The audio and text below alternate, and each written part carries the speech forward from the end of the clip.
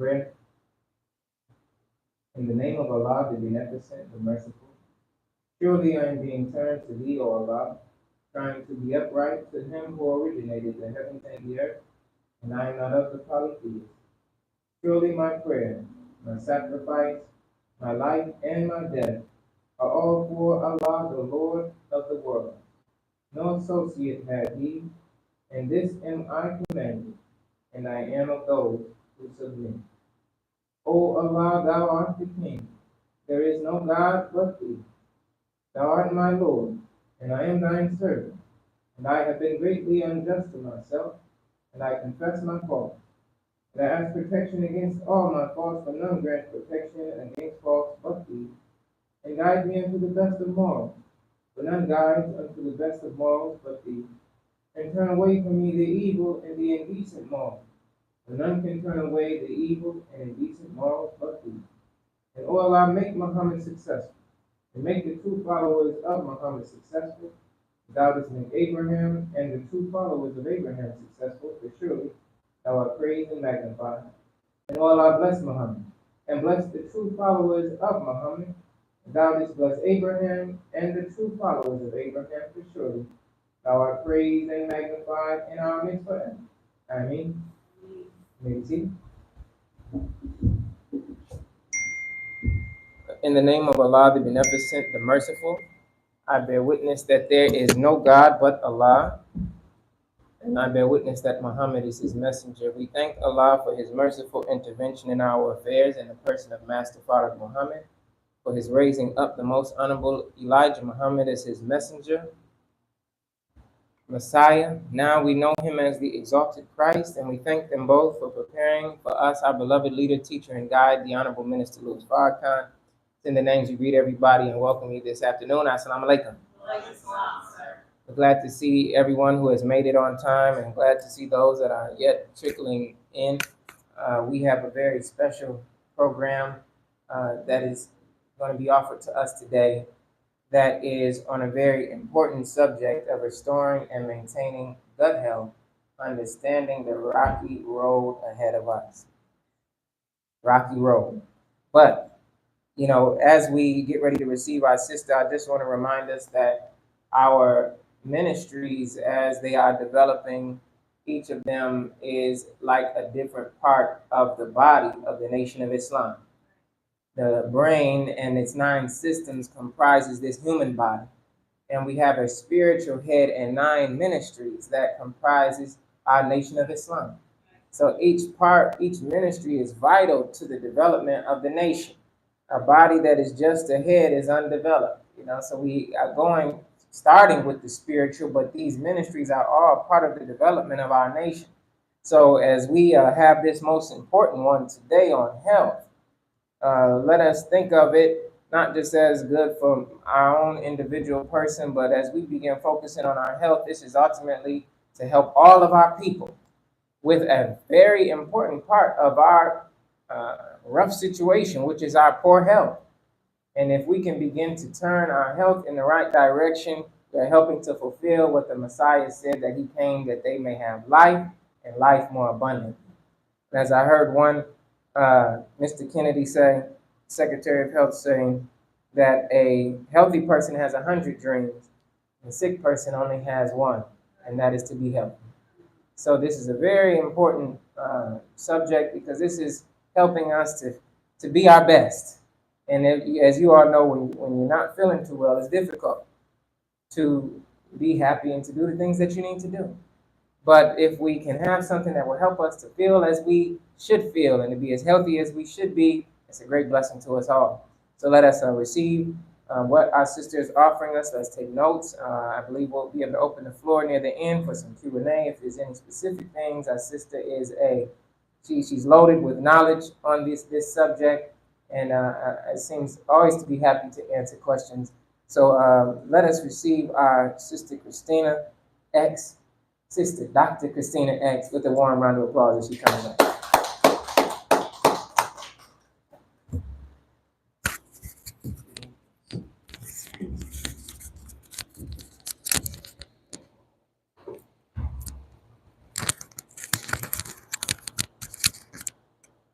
Okay. All right. Can you hear me? I can hear me. So when you think about a war, there's a place called Ground Zero, and that's usually where the crux of the battle is being fought, right? And if you're not able to secure the battleground there, nothing else is going to matter. We look at what is going on in the Middle East and in Ukraine, Russia, and we think, oh, those are battlegrounds. And I'm here to tell you that that's not where the war is being fought. Those are distractions. Yes, is there loss of life? Yes, is it important? Yes, is it geopolitical? But when you are talking about the mass genocide of every human being on the planet Earth, including our own people, this is where the battleground is being fought. Yes, ma'am. And it's insidious because we don't see it. No one's going around going, I've got diarrhea, they're winning the war. They're not telling anyone because it's a personal issue, and who wants to know about that? Right. But the gut is absolutely ground zero for the war that is being fought against humanity. So I would ask you, as you listen, not to listen as if this is an interesting health topic, but to listen as a soldier, because I am giving you information that is world class, that is going to allow you to go and fight this war. Maybe with yourself, but with the people you come across. And this knowledge is going to empower you. We have very, very few people who are truly empowered with this knowledge. And as a result, we are losing the war. And so that is why we are scientists.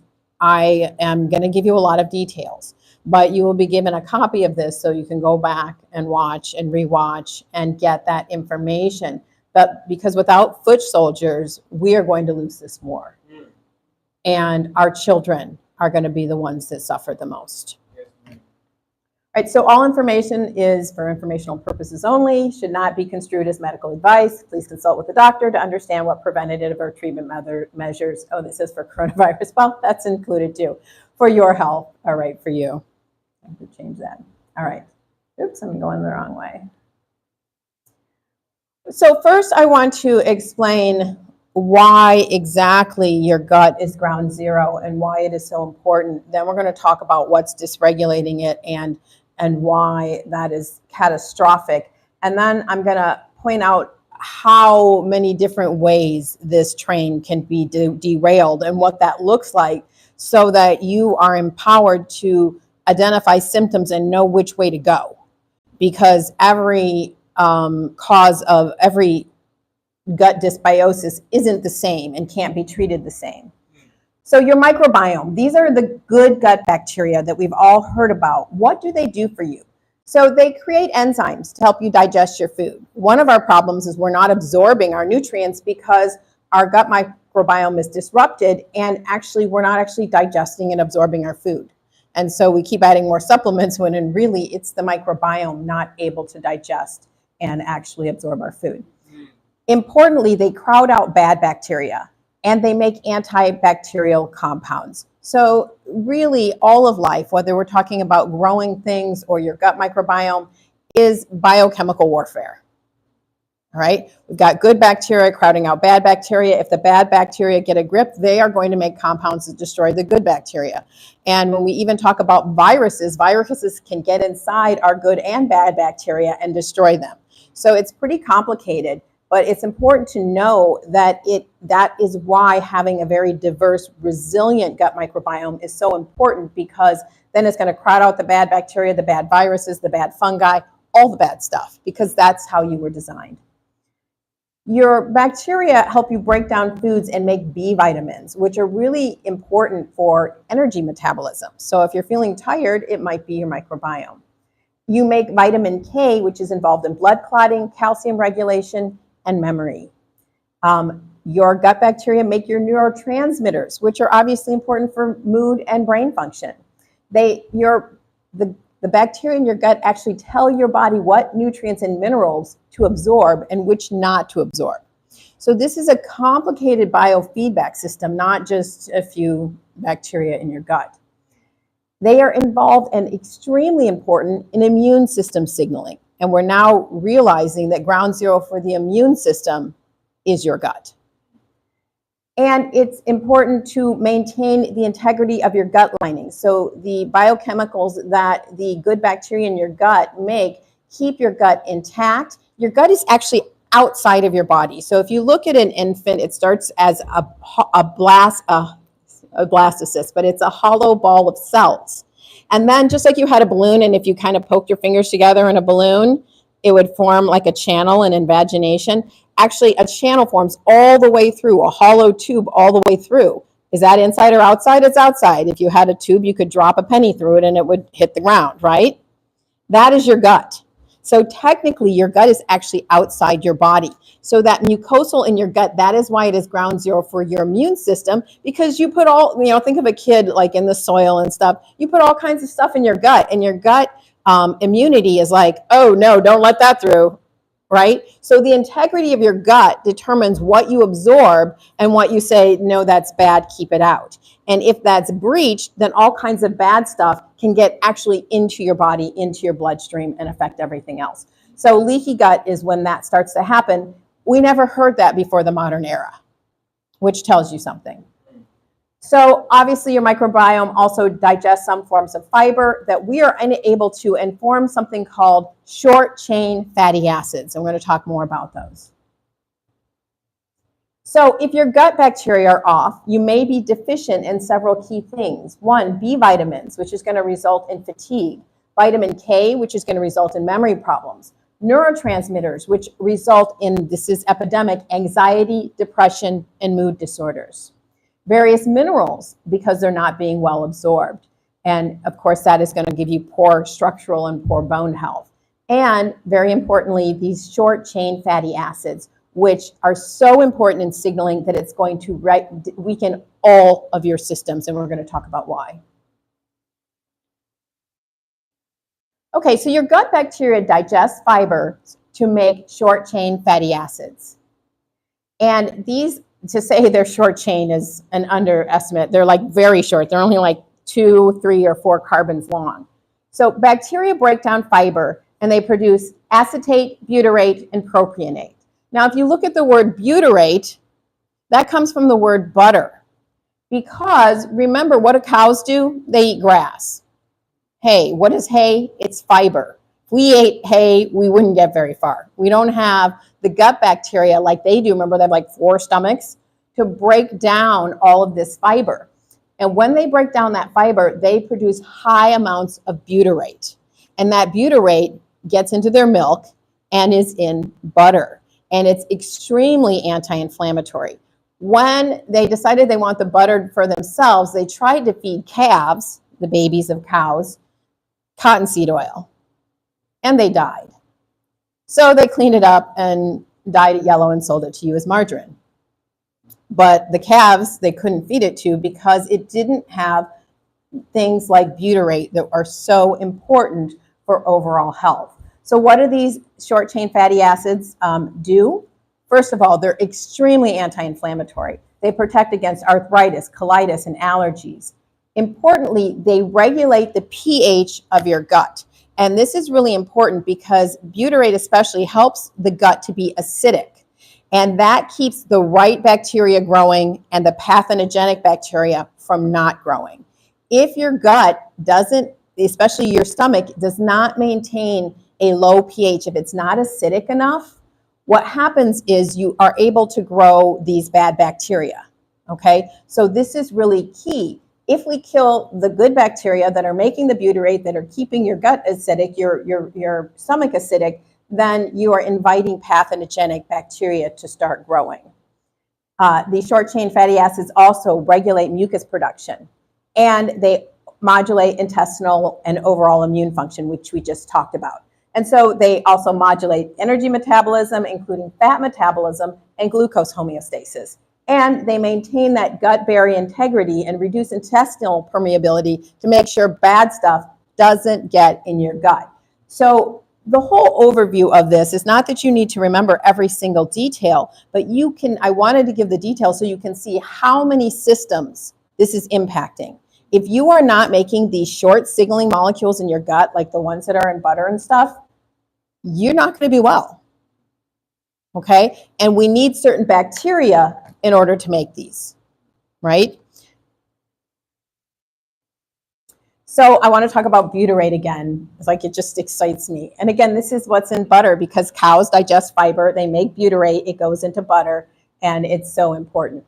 It is the preferred fuel for your colon cells. Without it, they become dysfunctional and start acting haywire.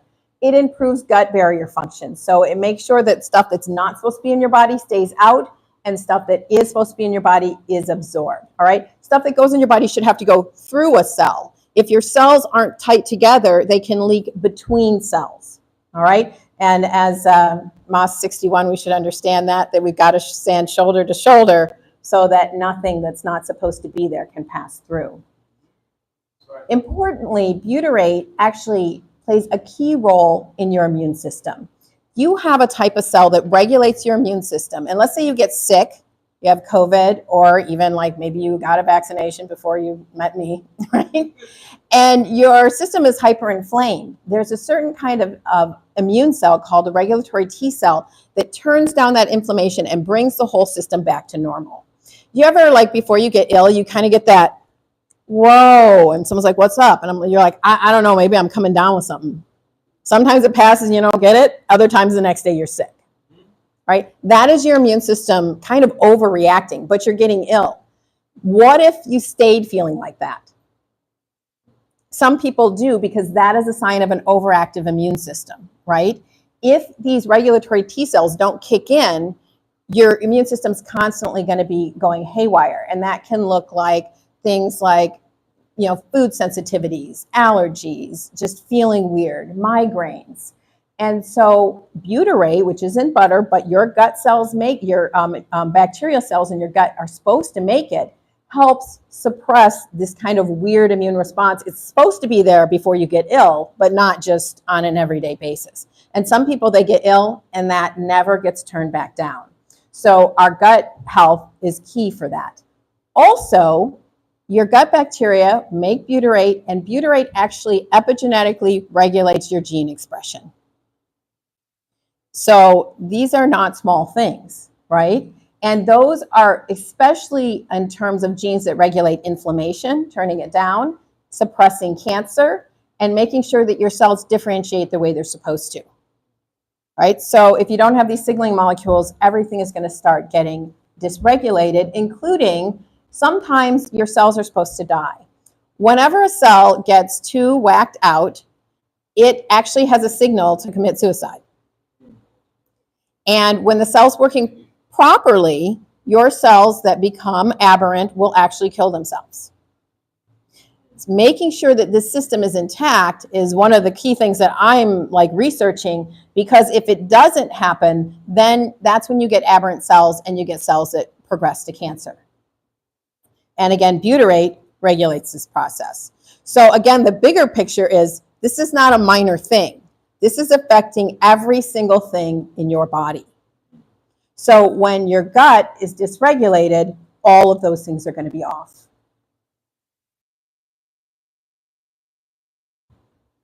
Oh, I'm hitting the wrong button. That's why it's not working. Okay, I have a PhD.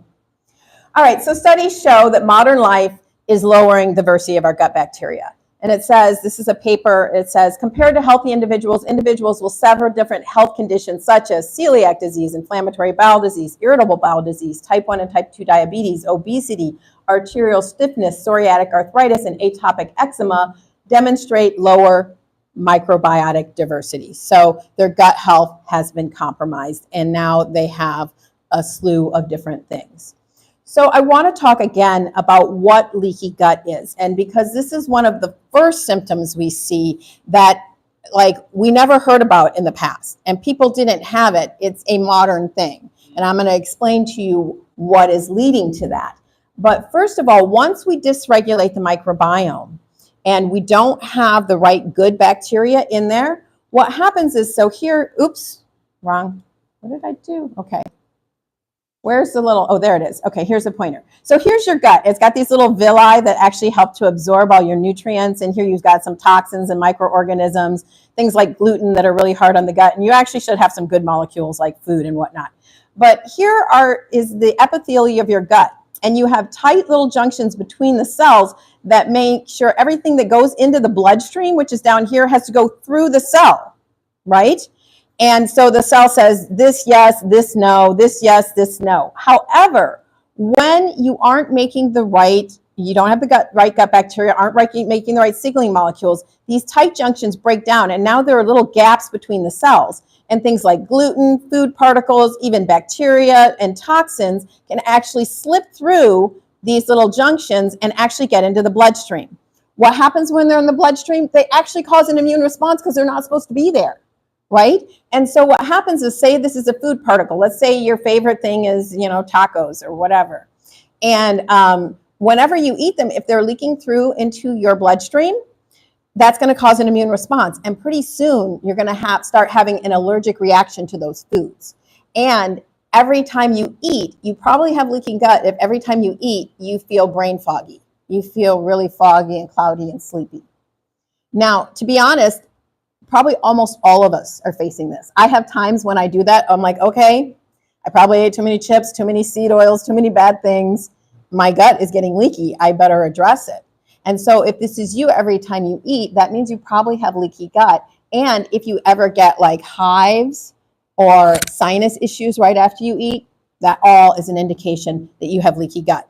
You wouldn't be the only one. We're all suffering from this, so that's what it is. However, when you keep activating your immune system by having all these leaky things come into your blood, you actually cause chronic immune activation. And over time, that can lead to autoimmune disorders. Oops.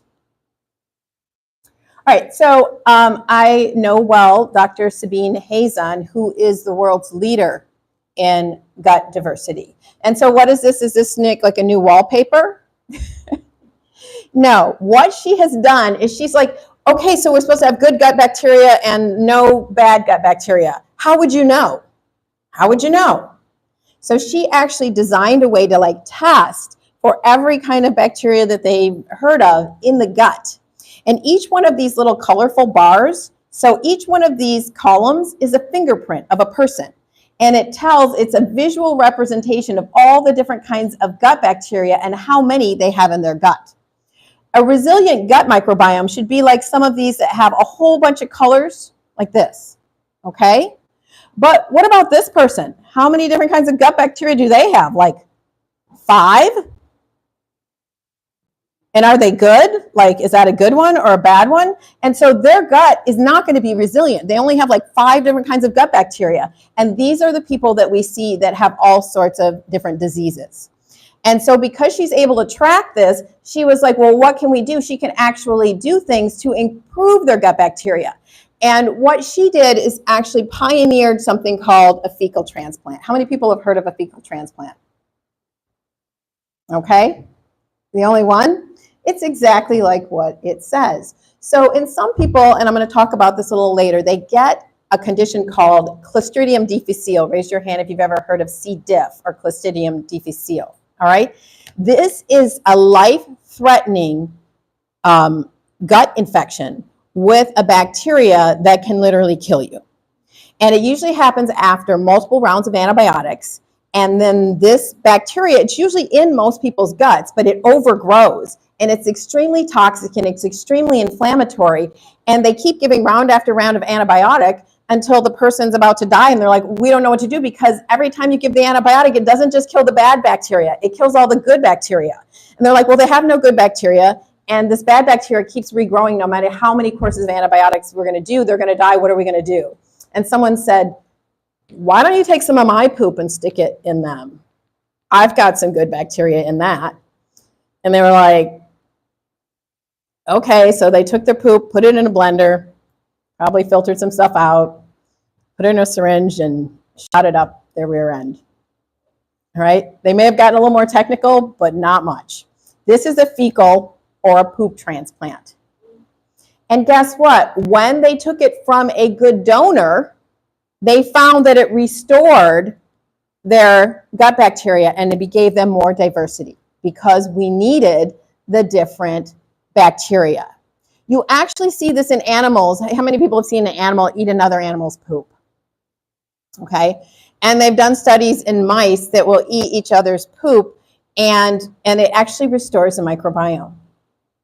All right. I don't really recommend this for you because you don't know like what the donor is and how many different pathogens are in there. But this, because she could actually measure what bacteria are in there, then that helped to sort of track this type of procedure where you're actually replacing somebody's poop to try to save their life.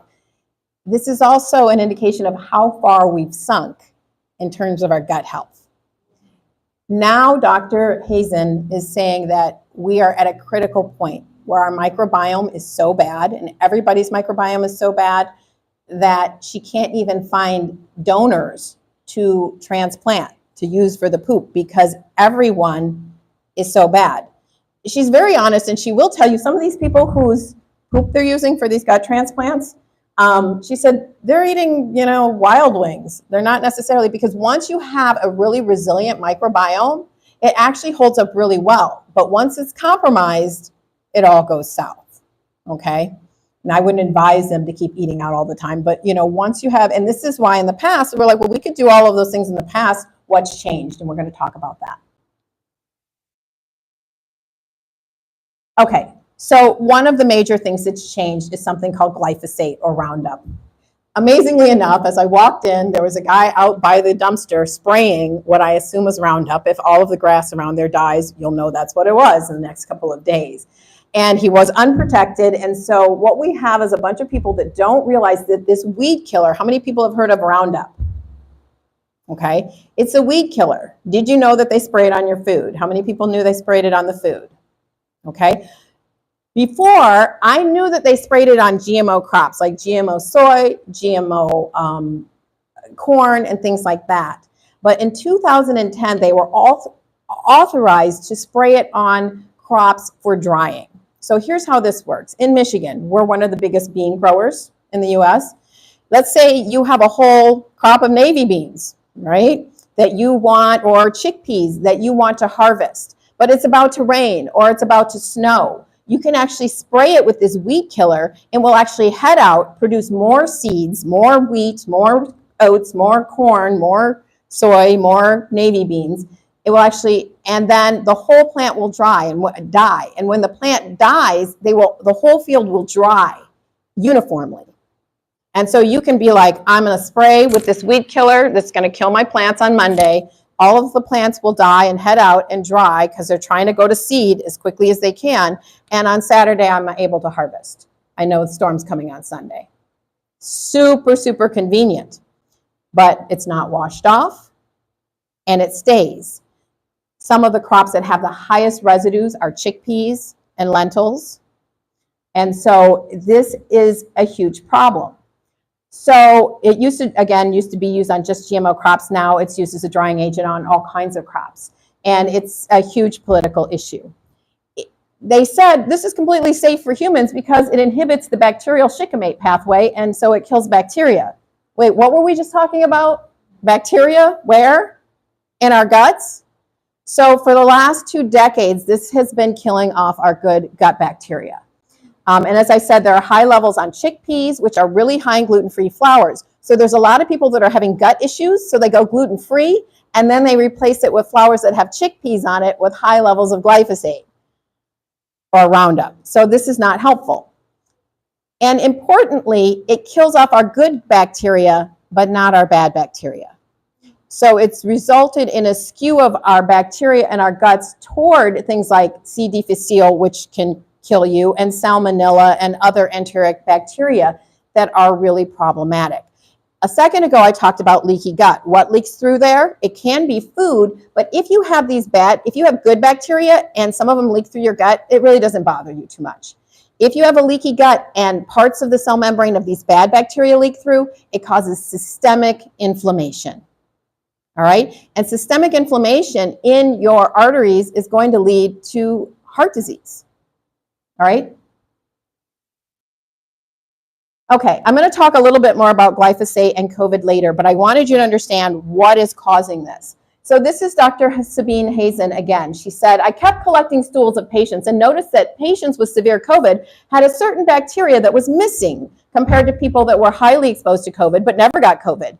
And that bacteria is bifidobacteria. Bifidobacteria is an important and key microbe for immunity. It represents your trillion-dollar industry of probiotics. It is present in newborns. This is why newborns did not have a problem from COVID at the beginning. And it is absent in old people. The process of aging is the loss of bifidobacteria. Now, of course, there's lots of things that happen with aging, but remember, this bifidobacteria is making these key signaling molecules that are so important to our health. And so she is very key because she has been tracking what COVID is doing to our microbiome. Honestly, guys, I was reading this morning and I started crying. This just came out 2 weeks ago. And what it shows is that, and I believe this is because of COVID, 25% of US infants are lacking detectable amounts of this important bacteria. And when I tell you again why this is so important, you'll probably want to cry too. 1 in 4. I have a lot of friends that are in health recovery that are midwives and doulas. And I just had one that is a doula. She said, yes, I love being part of that birth process, but I have to tell you, these babies are so sick. You know, after they're born, their guts are so bad and they have continual colic. They're so, so sick. And most of the people that are having these home births are not your average person who's just, you know, following the doctor's order, right? They're trying to do stuff right. And so again, this was widespread. And so this says almost all of them did not have enough bifidobacteria, but in 25% of them, they had none. None. It is the most important bacteria for infants, and they had none. So I want to take a step back. You know, I always go like, should I explain the system first or then tell you the problem, or tell you the problem, then explain the system? So we're kind of doing both here. I want to explain how breast milk shapes the infant microbiome. We used to think that breast milk was sterile. Nothing could be further from the truth. It's rich in beneficial microbes. It has live beneficial bacteria such as bifidobacteria, lactobacillus, and streptococcus. There are good forms of strep and bad. It has the good ones. These bacteria actually originate from mom's gut, and they actually go through her system into her breast milk, which she then feeds the child. There is a whole system that God designed in us for this, okay?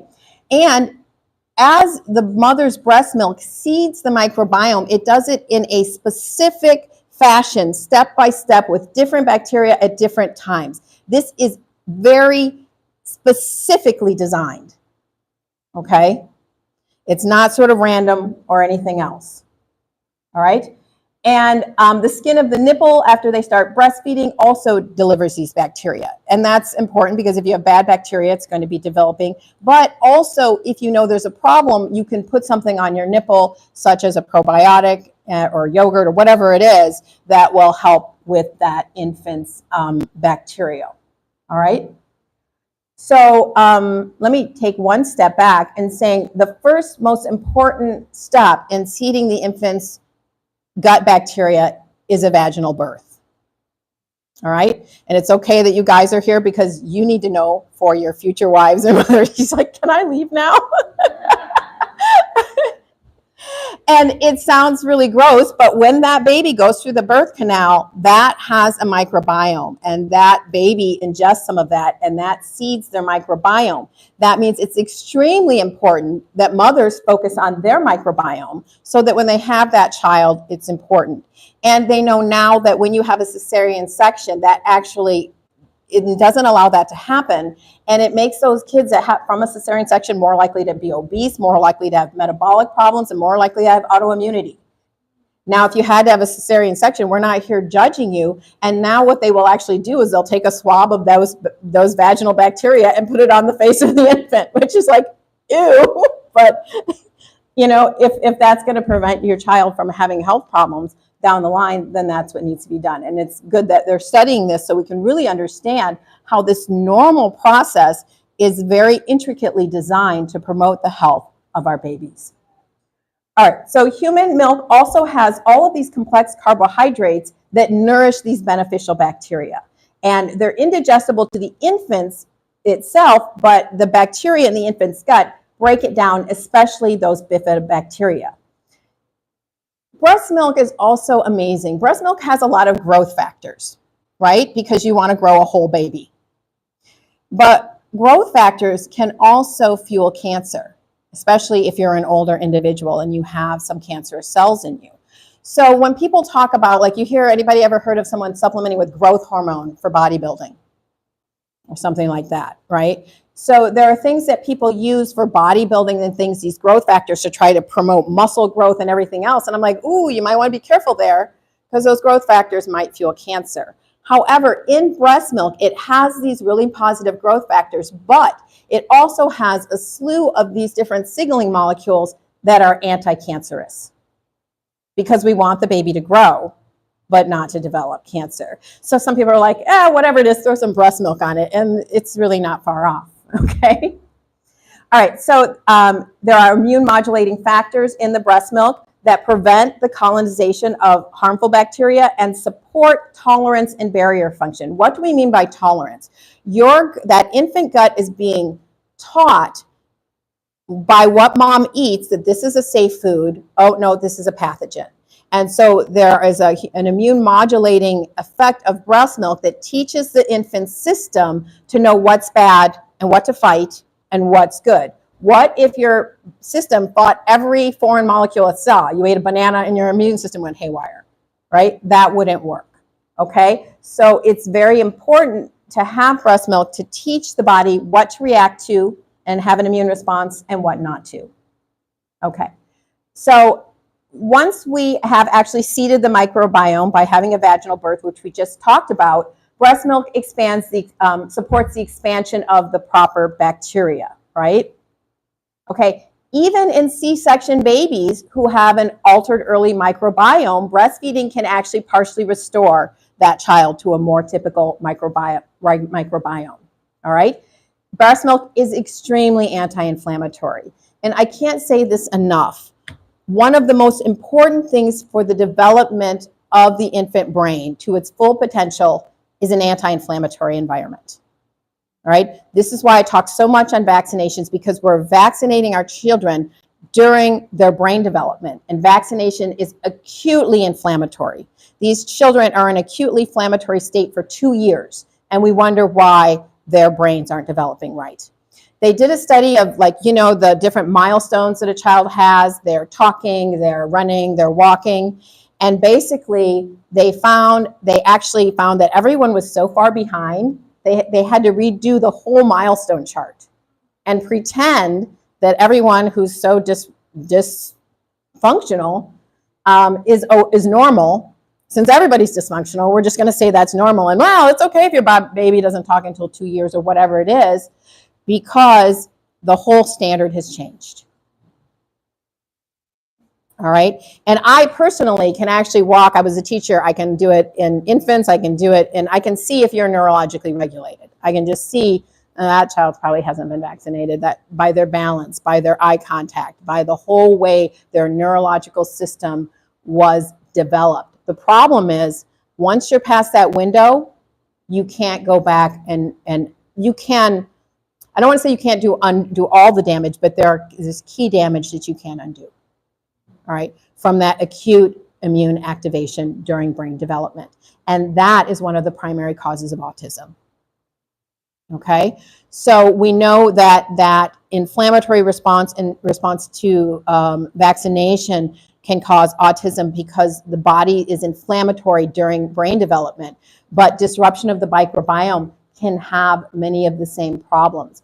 Fortunately, what we find on the ground typically is that when you restore the proper signaling molecules to the gut, that many of those changes were not hardwired, that there can be a significant more amount of recovery.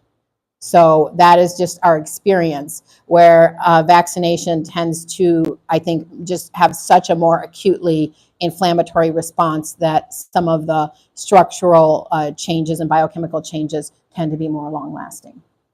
Okay, so that going to say that anti-inflammatory properties of breast milk are hugely important. And in fact, they find that in terms of an actual adverse reaction from vaccination, it cuts that risk in half. Now, obviously, if you know vaccination is causing a problem, just don't do it. But to see that it's so anti-inflammatory that it can modulate the basically the bad effects of vaccines is huge. All right.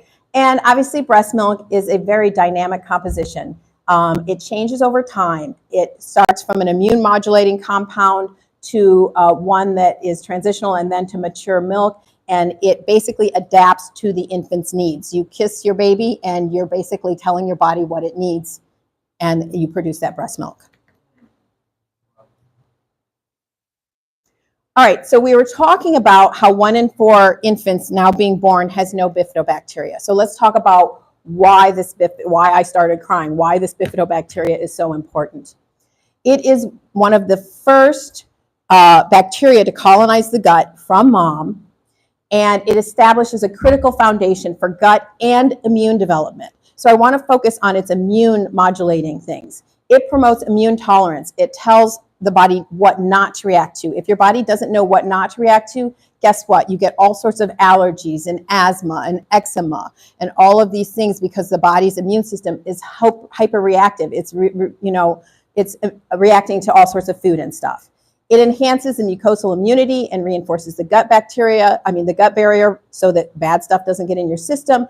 It trains the innate immune system to differentiate friend from foe, and it modulates inflammatory tone. So it produces acetate, butyrate, these other small chain fatty acids, which regulate the gut and systemic inflammation. So it turns down inflammations. It's acutely anti-inflammatory, and it prevents the expansion of pro-inflammatory microbes and endotoxins. So one of the major functions of bifidobacteria is to keep the infant gut in an anti-inflammatory state to support proper brain development.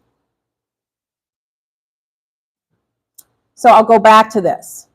1 in 4 U.S. infants now lacks any of this, and they're very sick. There is hope. So again, this is the work of Sabine Hazen, and she was actually measuring, she believes that COVID is destroying our bifidobacteria. That's her work. And there was a mother that, she was tracking many people that got COVID, and the mother was already on vitamin C and other things. But after exposure to COVID, the mother took this is transiently, took for like a week, high dose of vitamin D, high dose of vitamin C. That's a very high dose, 10,000 milligrams.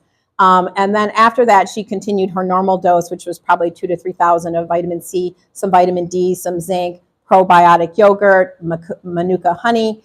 And it showed that basically her bifidobacteria fell to 1.5% when she got COVID.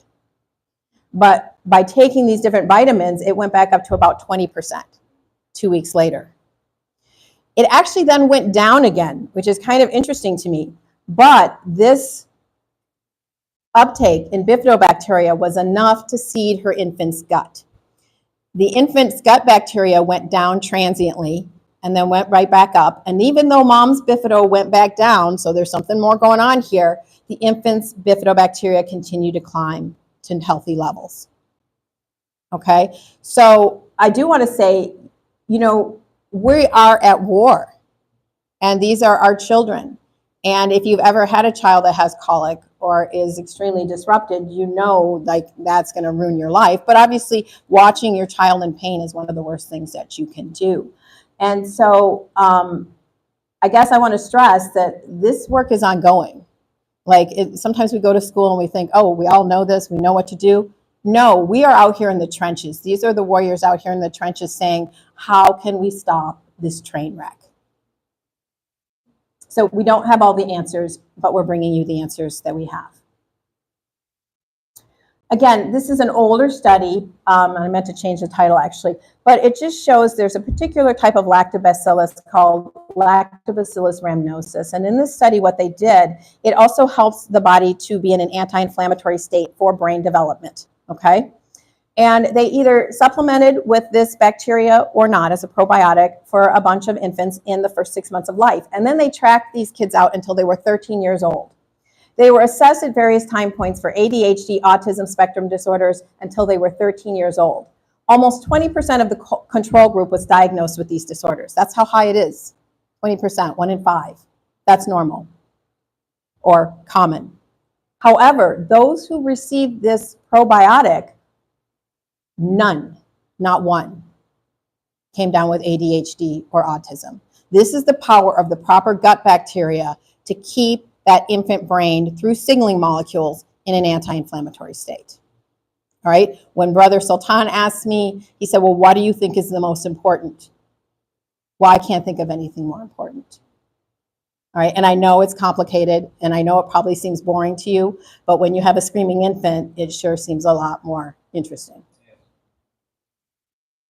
All right, so things, and we've kind of gone through these, but to review, affecting the health of the microbiome. Getting off to a good start. Make sure if you can, you get that vaginal birth or seed that infant with that good microbiome.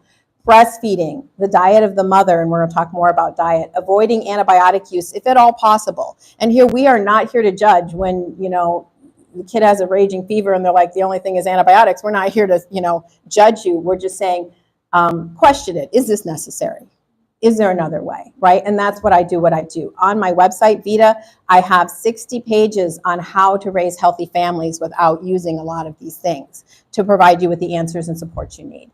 Genetics actually plays a huge role in the microbiome. Medications, and we're going to talk about this. The spike protein, which I just talked about, is destroying our bifidobacteria. It's destroying our microbiome, and people's health is spiraling as a result of it, okay? All right, so if you already have pretty decent health and you're not having a lot of gut problems, right? There are things that you can do. You can do just to maintain it probiotic, right? Give, you know, mother's milk. For those of us who aren't infants, we can drink raw milk because it has good bacteria from a safe source. We can do freeze-dried bacteria, which is a probiotic in the little pills, right? We can do different forms of yogurt, but we need to make sure that they actually have it. Some people do this, they make their own yogurt to ensure that it has these positive bacteria. We can do fermented veggies. We can do prebiotics. So the probiotic is actually getting the right bacteria into your gut. The prebiotic is feeding the good bacteria. One really good way is to have resistant starch. This is like starches that have been cooled. They're cooked and then cooled. So you cooked your potatoes and then you made potato salad out of them. Once they've cooled, they actually are better for your gut bacteria. You've made rice and you cooled it. Now, you don't want to keep rice very long, but like, you know, you make your rice and then have fried rice for dinner, right?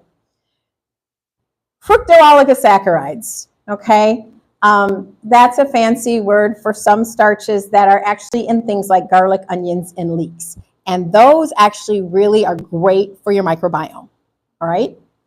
And then galacto-oligosaccharides are in legumes and root veggies, all right? Both of these are going to be great for your microbiome. And of course, we know navy beans are a legume, okay? And then polyphenol-rich foods, which I'm going to talk about later, but many herbs are very high in polyphenols, as are berries and things like that, okay? Now, if your gut has gone south and nothing you're doing is working, and every time you could actually eat all these good foods and it will make it worse.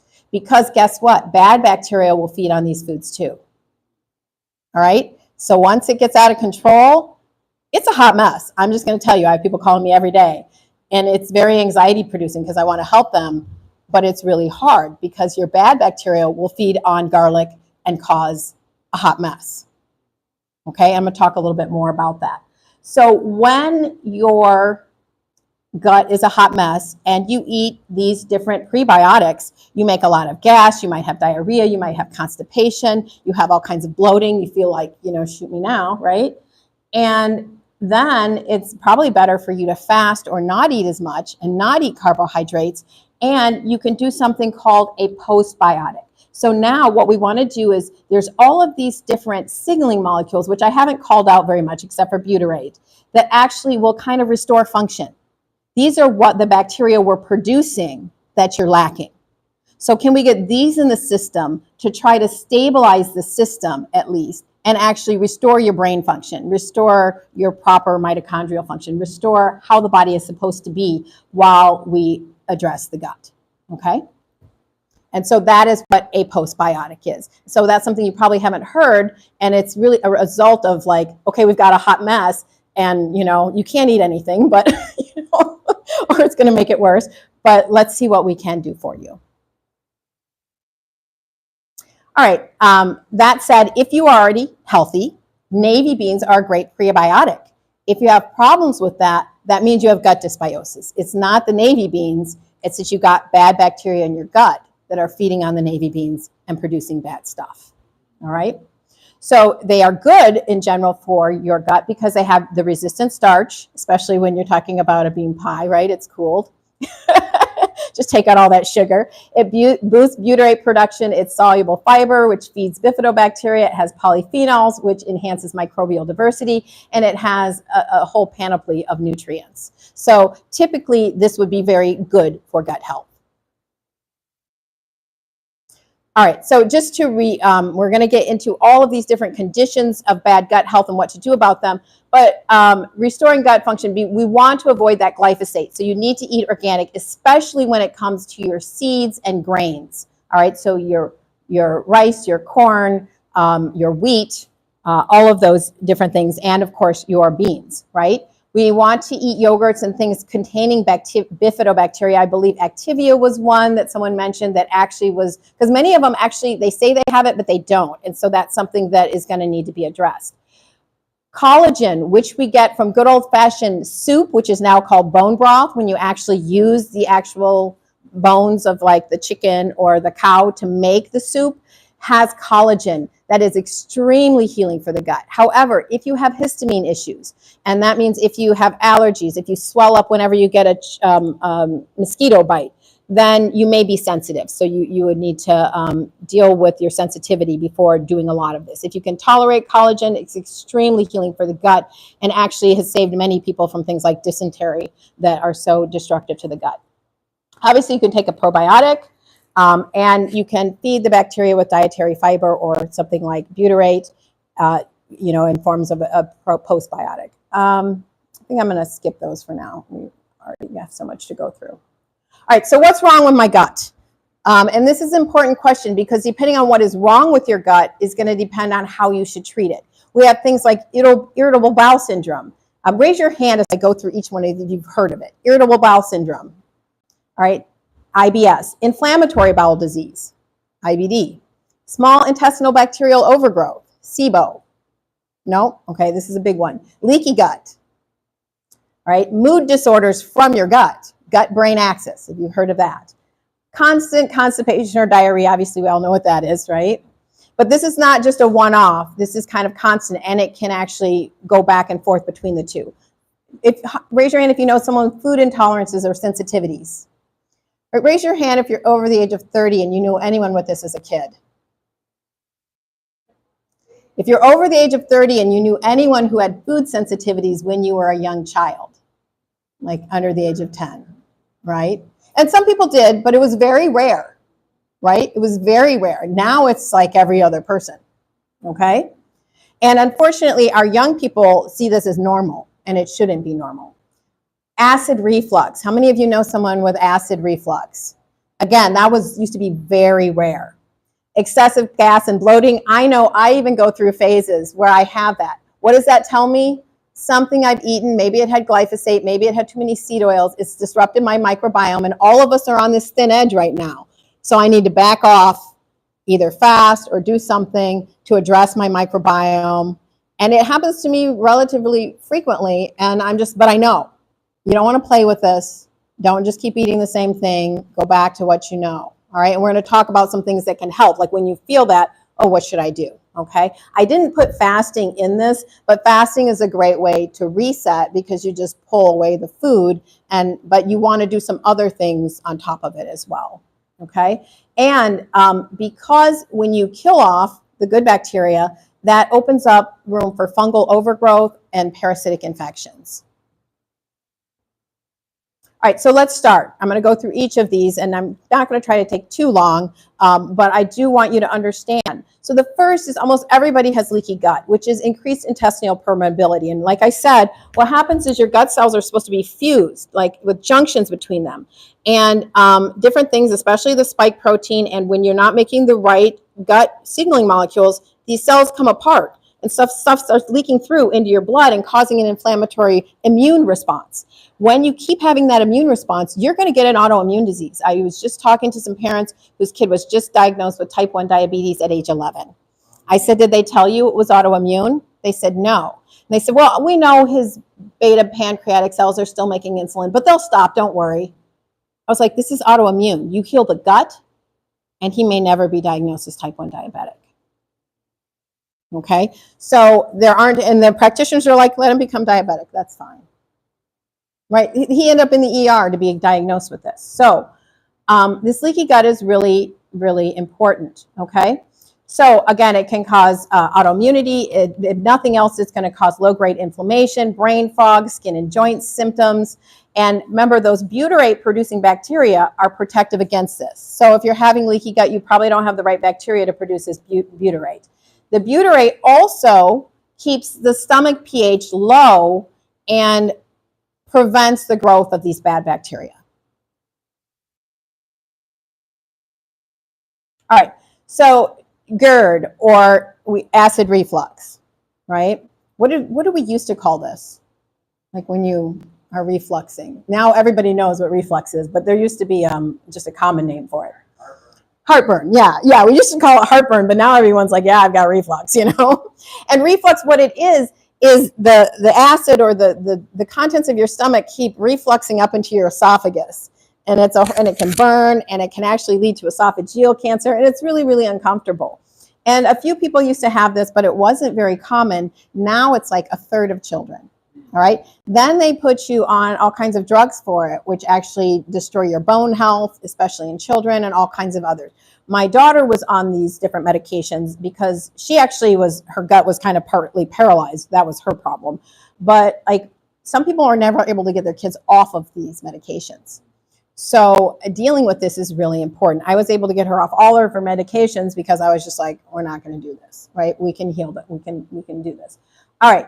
So it's actually, they used to say that it's this stomach acid, because when you get that refluxing up, have you ever felt that acid, or like when you puke?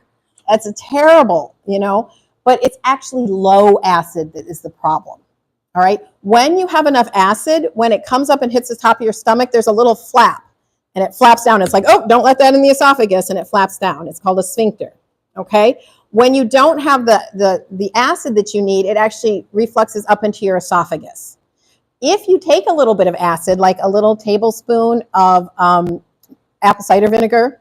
Now, if you want to know what's fun, giving your 2-year-old some apple cider vinegar so that she would start screaming from the acid reflux, you know, is like, no, just take this, you know, really horrible tasting thing so that you'll feel better.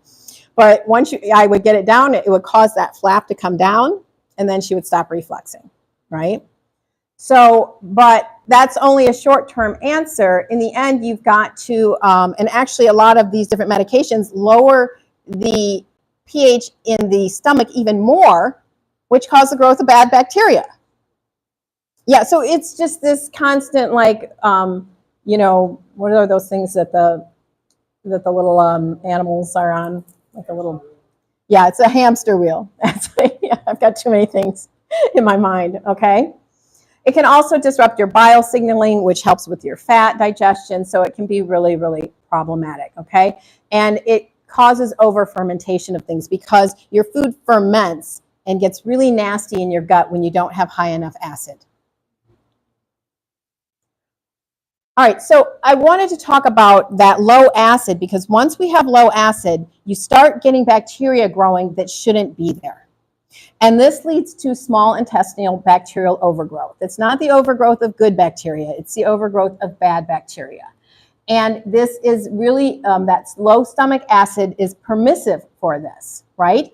It also, if you have any motility issues, so things like butyrate actually keep your intestines moving properly, and some of those other short chain fatty acids.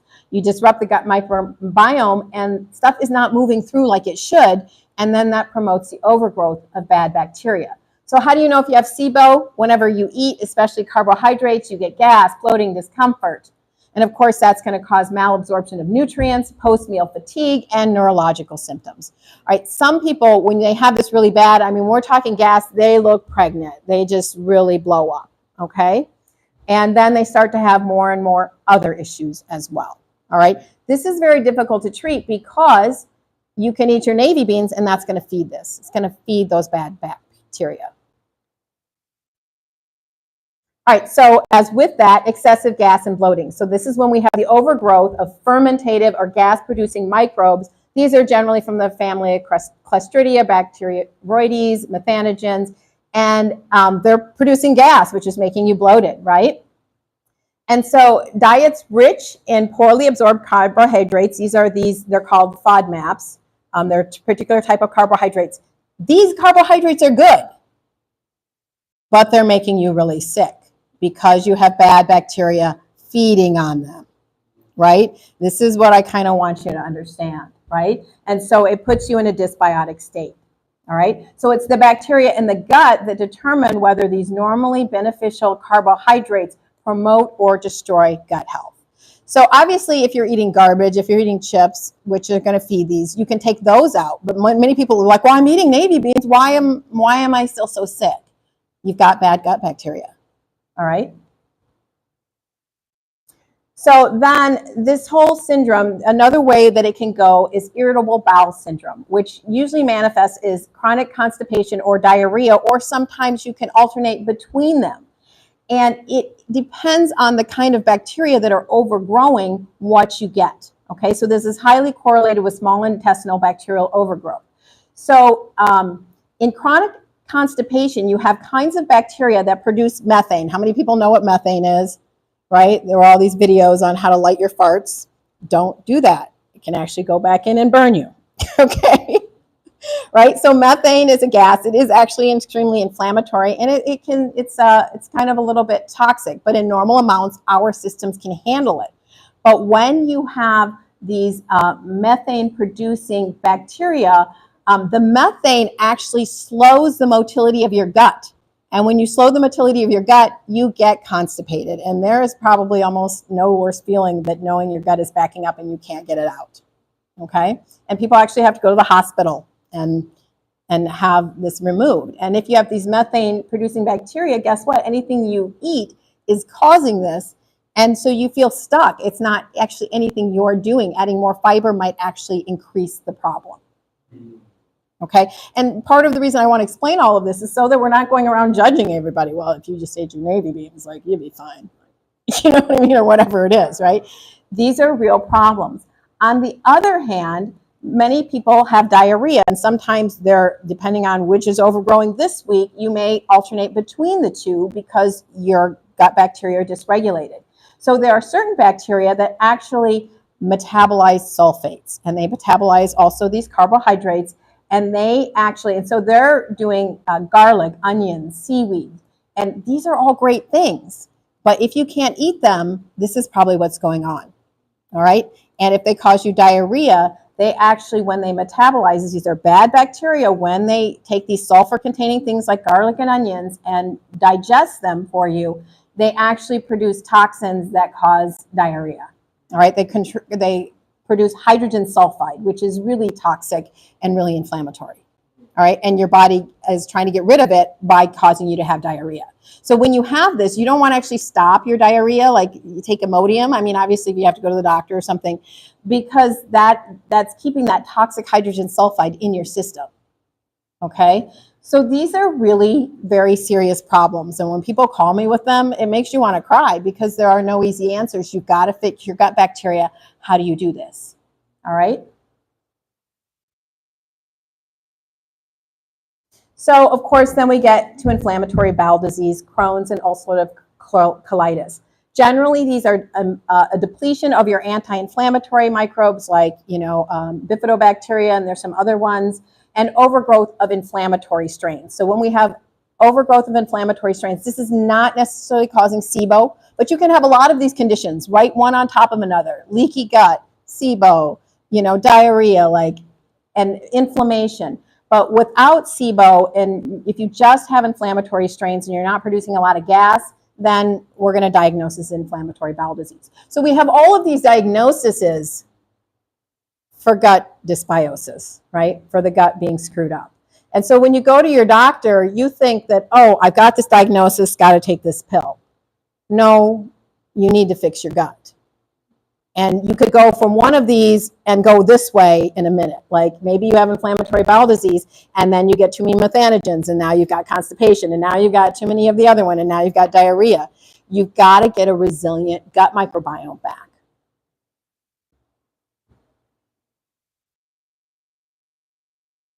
All right, one thing I also want to mention is food intolerances and sensitivities. Some of us have genetic predisposition to having a high histamine response. So when you get a mosquito bite, it swells up, you have a tendency to high histamine. If a lot of times you have chronic sinus issues, you respond maybe to food with a little bit of a histamine response, okay? So we're already sensitized, I'm one of those people, to overproduce histamine, which is kind of an allergic reaction, okay? And in those people, anytime you maybe have some dysbiosis in your gut and you're fermenting things, it can cause that. It's going to cause you to maybe get hives, to maybe get welts, to maybe get sinus issues. And so some people actually get migraines. So I had a friend, she was on our LifeVantage collagen, which is a great product. She's like, I'd have migraine for 3 days. And she had gone off all our products because she had SIBO. We know her gut's dysregulated, right? Serious SIBO. And she was trying to figure it out. And she had a migraine and we were out somewhere. And then she said some of the collagen. I said, are you on the collagen? She's like, well, yeah, everybody's raving about it. So I thought I'd try it. I'm like, you're having a histamine response. Go next door, get an antihistamine and take it. Within 3 hours, her migraine, which had lasted 3 days, was gone. Okay. So this is individual, right? Is that a bad product? Is collagen bad? No, I love collagen. But some people with histamine issues may be sensitive. Okay, and depending on your food sensitivities, some things may cause a histamine response. So there are certain foods that are going to cause more histamine. One of the reasons I believe that we're taught not to eat sardines unless they're really pure and clean is some fish, when they're not packed properly or handled properly, can be high in histamine producing chemicals. So there are some of the things that are in Eat to Live that I believe are trying to reduce the likelihood that we're going to have histamine issues. All right, and then once your microbiome is compromised, and especially with COVID, it's really sensitizing us to funguses. And so you can have funguses and different parasites. The other thing is it disrupts your immune system. Your immune system's compromised, and that allows anything that's in your body. The idea that the body is sterile is very outdated. You've got everything in your body. Everything bad, good, and different. And it's just what you allow to grow. Just like with our brain, what we feed grows. And so we need to be selecting for the good things. Once our immune system is back, it will actually keep everything in check. We've gotten actually a ton of viruses from the vaccine program that we've spread to each other, to our children. Our immune system keeps those in check. Your immune system goes down, you get Lyme disease, you get Epstein-Barr virus, you get herpes virus, and so when somebody has all of these different issues, I'm like, your immune system is compromised. The biggest cause of that, it can be Lyme, it can be fungus, but obviously once you compromise the gut, you put yourself at risk for all of that as well. All right, I talked about this before. This is a gut with Clostridium difficile, life-threatening inflammation. It's usually associated with heavy antibiotic use, especially ciprofloxacin, which is toxic. But sometimes, you have to make those hard choices to go on a particular antibiotic for whatever reason. Other risk factors include hospitalization, advanced age, immunosuppression, and use of proton pump inhibitors. Those are those anti-heartburn medicines. Okay, so you get on those, you're more likely to get this life-threatening, and one of the only solutions is a fecal transplant. right? Which, you know, that may also, like, when you trade gut bacteria, if that person was fat, you're likely to get fat. If that person, like, you know, whatever their gut bacteria, you get the good part, but you're going to get any problems. Like, oh, suddenly I'm craving pickles, or like whatever it is, right? Whatever their bacteria are like used to eating, all right? Your bacteria actually drive your cravings. And so one of the benefits of fasting is when you remove what they're eating, you allow it to reset. And so you stop craving a lot of those same foods. And so just remember, it's maybe not your mind that's craving it, it's actually your bacteria. All right. If you have a fungal infection, it will crave things that feed that infection. Right? If you have bacterial overgrowth, it will crave things that feed those bad bacteria. All right. So how can we recover? First, eliminate hard to digest foods like those containing gluten and casein. Your gut is already, you know, on its last leg, so to speak, so just give it a break, okay? So obviously this is like wheat, oats, and things. Casein it's a milk protein that's very hard, right? Once your gut is recovered, I would only eat sourdough. We're instructed in Eat to Live to only eat sourdough, and it's because it breaks down this very hard to break down protein called gluten and gliadin. Then we need to starve these pathogens of the simple sugars and ultra-processed foods. And those are easy to take out, or they're not necessary for life, right? We just get rid of them. Next, we actually have to cut back on our good carbohydrates. This is because bad bacteria will use good foods to feed themselves. All right? This is a short-term diet because the good bacteria need these to produce the proper things. But we have to change the composition of the microbiome first. Okay? And so this is not meant to be a permanent diet. And, you know, you see all these people go carnivore and they're like, oh, it worked wonderfully. One of the reasons is they probably had gut dysbiosis. It kind of corrected that for the short term, but then for the long term, it's not healthy, okay, for different reasons, which we won't go into here. So we want to reduce the bacterial or the yeast overgrowth by depriving them of their preferred fermentable fuels. And this will lower intestinal inflammation and gas production, provide symptom relief, and which can allow the system to heal. All right, and then we're going to set the stage for the rebuilding phase. So usually this can be 4 weeks, 8 weeks, 12 weeks, something like that. Okay. And so here's the high FODMAP foods. Now, again, these foods are good. So if we look over here, oops, sorry, went the wrong way. We've got our garlic, onions, asparagus. These are generally cauliflower. Those are good foods. We have apples, pears. Like, these are good foods, navy beans, right? But not when we're trying to get rid of these bad bacteria. So while we're trying to get rid of the bad bacteria, we want to go to low, it's called FODMAP foods, you know, such as non-carbohydrate fruits and vegetables, bananas, you know, white rice, you know, and I do want to say here, green tea and coffee can actually be helpful, as can bone broth, for this kind of diet. All right. I also want to say, I actually add regular table sugar to everything, because some of these good ones, and like honey, agave, obviously high fructose corn syrup is bad, can actually feed bad bacteria. So if you're kind of on that cusp and you have to choose a sweetener, a lot of times I'll just put table sugar, because sometimes I can feel my microbiome off, and I just know I don't actually have a problem with table sugar. Okay, so this is not this is always good, this is always bad. It's a modulating and understanding, and in ideal circumstances, we could be over here, but we have to go back and forth to keep our microbiome intact. All right, then we're going to introduce the good bacteria if we can. This is really tricky, and it's not necessarily a straightforward process, but through different means, whether it's yogurts that we make ourselves or, you know, certain products, probiotics, we want to reintroduce these different bacteria. At the same time, we can take postbiotics like butyrate, and there's some of these other ones that I'm not going to go into the details here because it's pretty complicated, to try to actually heal our gut before we introduce anything. So we want to start the healing process. So this is where these postbiotics are coming in. All right, and this is like a whole new field. As we're able, you know, we want to add reinforce the gut lining and reduce gut permeability with things like bone broth, if you're not too histamine sensitive, aloe vera, slippery elm, very limited fermented foods to add microbial diversity. If you have a histamine response or you have a response, then you have to cut them back out again for a minute, right? Zinc-rich foods like pumpkin seeds, all of these to sort of heal the gut, all right? Other things are colostrum. Colostrum's great because it's made to feed the good gut bacteria. It has the proper antimicrobials to prevent bad bacteria from overgrowing. All right, so this would be bovine colostrum, unless you've had no woman that's willing to pump some colostrum for you. But this is, the colostrum is from right after you have a baby, okay?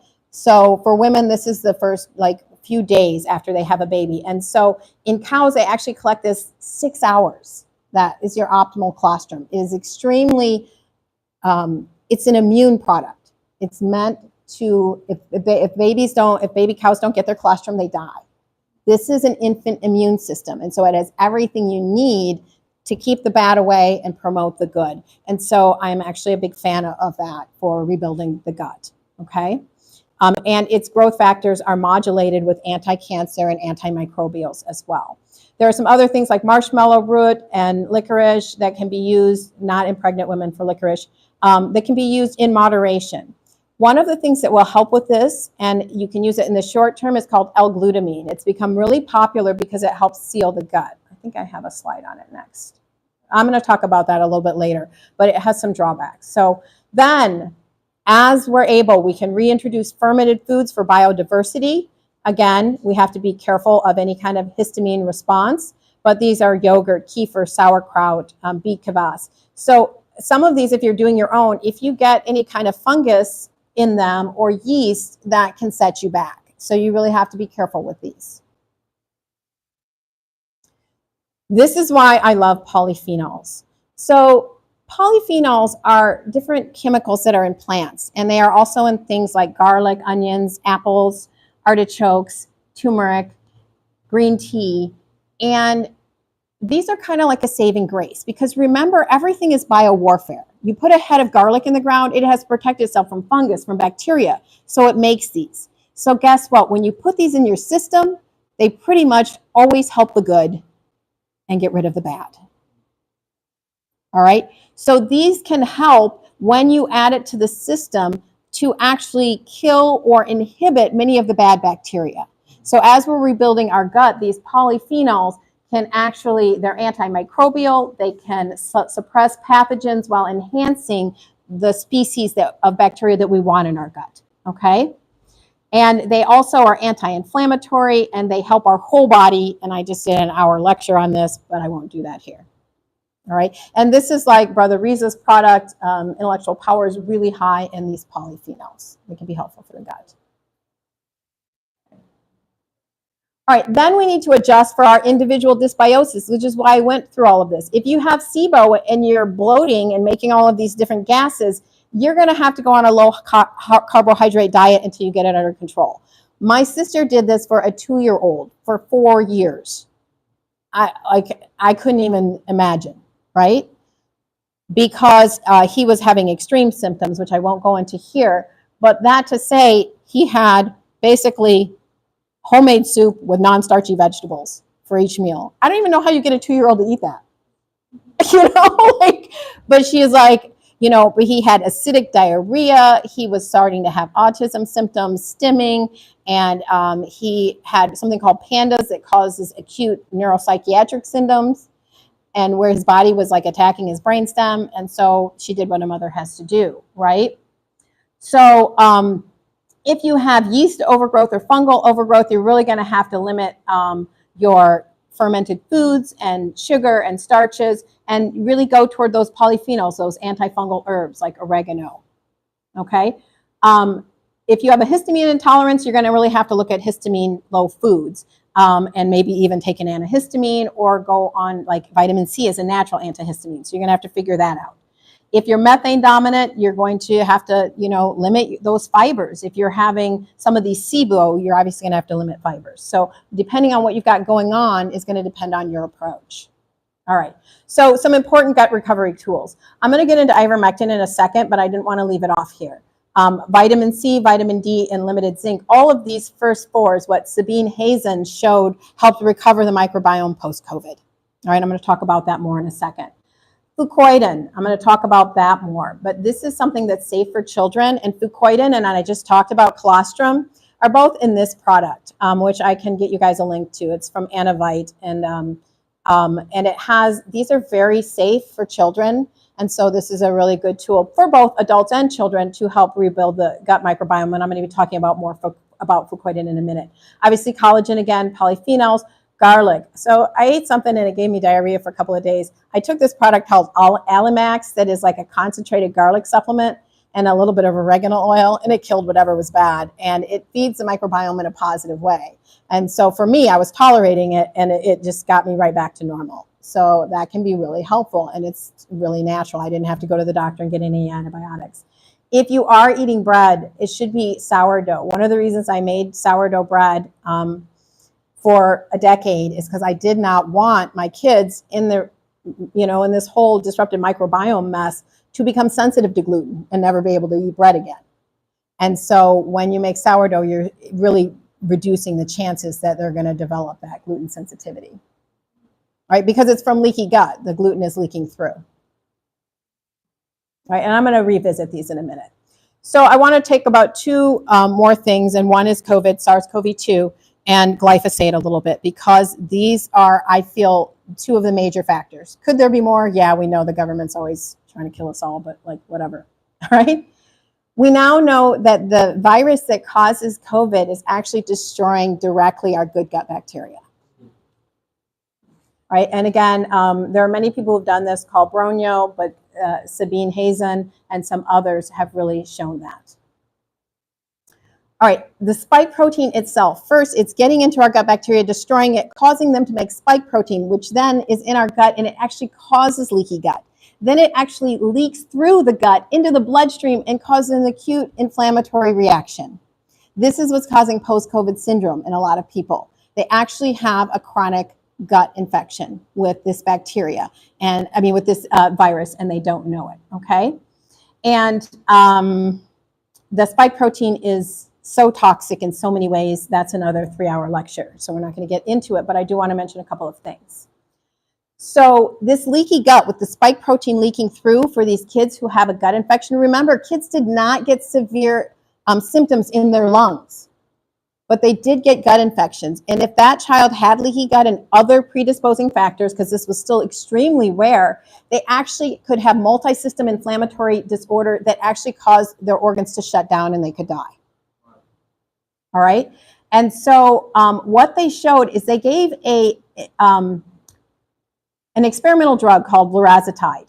And what that did is that closed that leaky gut. It sealed those cells so that stuff wasn't getting through into the blood system.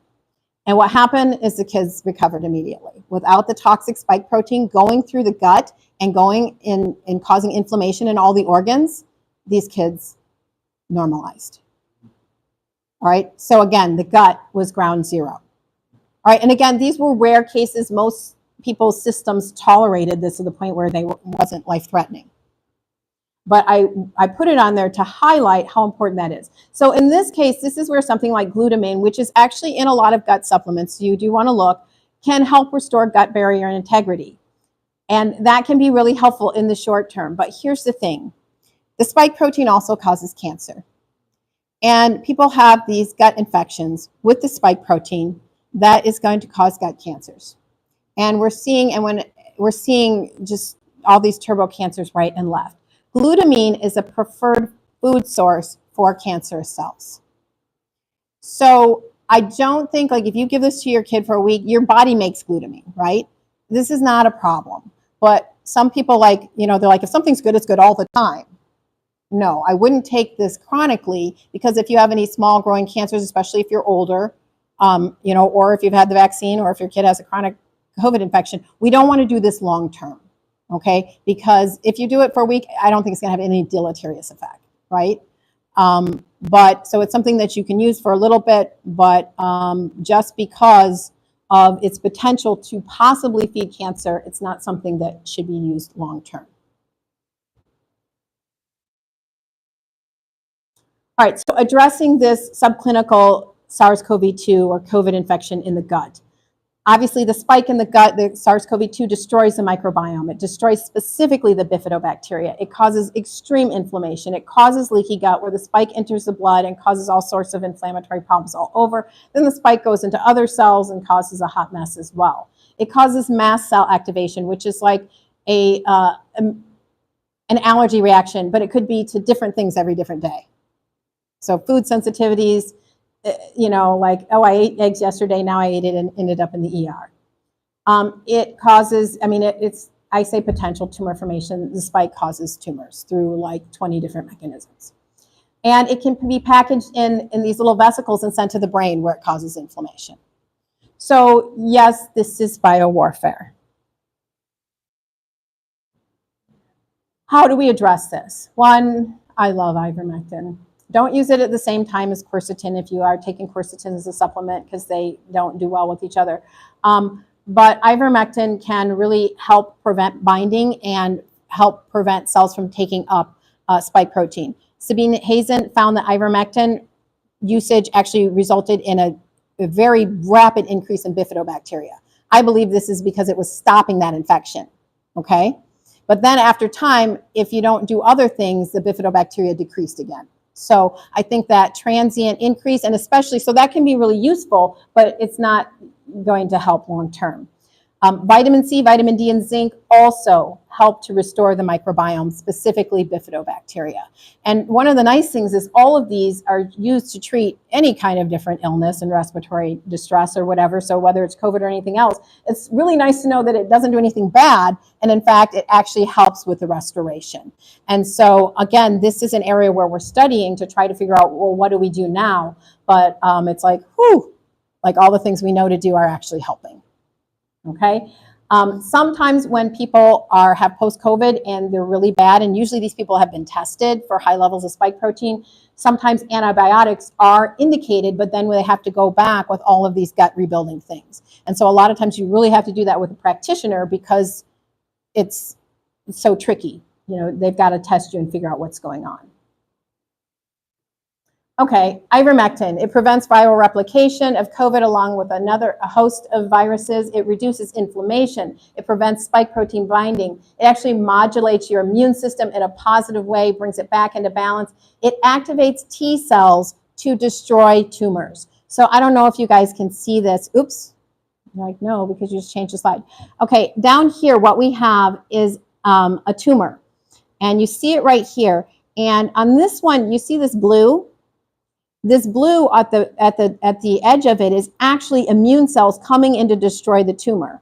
So what you see on the untreated tumor with no ivermectin is very, very little immune cell infiltration to destroy the tumor. What people don't tell you is you get cancer all the time and your immune system goes and destroys it. It's only when it tricks your body into saying, like it stealth cloaks it. It's like, no tumor here, just keep on going. And the immune cells go to it and they're like, get lost. It just, you know, wander on. With ivermectin, and you can, you know, people can even use this with chemo. I mean, chemo's toxic, but I'm just saying, it actually sensitizes the tumor and it actually makes it responsive to the immune system. Oh, okay, beautiful. So here we see with these this colored area, basically the immune system now attacking and destroying that tumor again in the presence of ivermectin. There is a lot of data coming out on the use of ivermectin and fenbendazole and menbendazole in cancers. Very, very promising. Of course, your doctor's not going to tell you that. It's still, but the question is this for all cancers or is this for spike protein mediated cancers? I don't have the answer, but it's probably not going to hurt. You know, of course I say that, I'm not giving medical advice. Go to your doctor, all right? So we need to neutralize this spike protein in the gut because it is so toxic. So typically people might use binders like activated charcoal, humic acid, or zeolites. These used long-term can really deplete your minerals and cause some problems. And so one of the things that I waited to get a spike detox protocol to find a binder that was safe, that was helpful for the gut, and that could be used long-term. And the answer was fucoidan, which is one of the key ingredients in seaweed called bladderwrack. So we want to bind the spike protein. I'm going to talk more about that in a second. We can move to a low histamine anti-inflammatory diet in response to this inflammatory spike protein. And of course, we need to restore the microbiome and the gut epithelium, which is what we've all been talking about. So bladderwrack, the highest source of natural fucoidan, 20%. When I was turned on to this by the leading person in spike detox, Dr. Robin Rose, and I was also working on Brother Riza's supplement, I found that his had bladderwrack, which is the highest source of fucoidan. When I looked up fucoidan, here's what I found. It binds viruses, especially SARS-CoV-2. It feeds and restores the microbiome. It restores the gut epithelial integrity. It reverses leaky gut. It's acutely anti-inflammatory. It shuts down allergic responses, including mast cell activation. It induces an immune response that results in tumor suppression and destruction, but doesn't have any other negative side effects. And it reduces autoimmune type responses. The clouds open up, the sun shined in, the angels started singing, right? And I was like, this is it. Bladderwrack itself can affect your hormones, generally in a positive way for women. It reverses estrogen dominance. But in children, I would recommend just the fucoidan, which is a sulfated polysaccharide itself. Now, I just said the word sulfated polysaccharide. For those 5 of you who, well, okay, maybe 1 of you, who was listening really carefully, remember if you have a certain kind of gut dysbiosis, you can metabolize garlic, it can cause problems, okay? And this sulfation of fucoidan in a very small percentage of people could cause problems, but that's going to be specific to their kind of gut dysbiosis. For most people, this fucoidan is going to be amazing, right? And there's just, I mean, study after study after study. I'm like, and in fact, in 2020, in the face of COVID, they actually published in Nature that fucoidan inhibits SARS-CoV-2. So all we had to do was go give everybody a big dose of fucoidan and we could have been done with this. That's why it was published in Nature, the most important scientific journal in the world.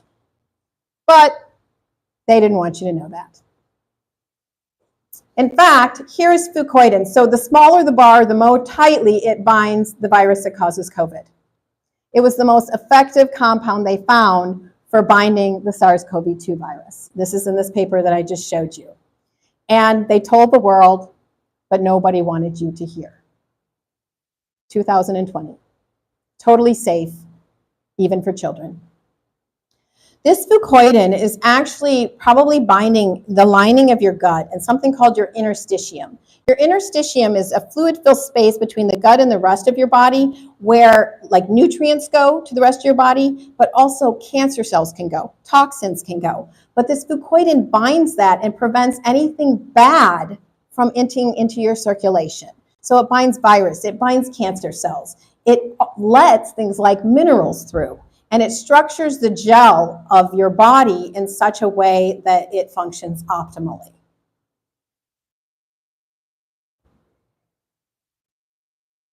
All right, so let's move to something less cheerful.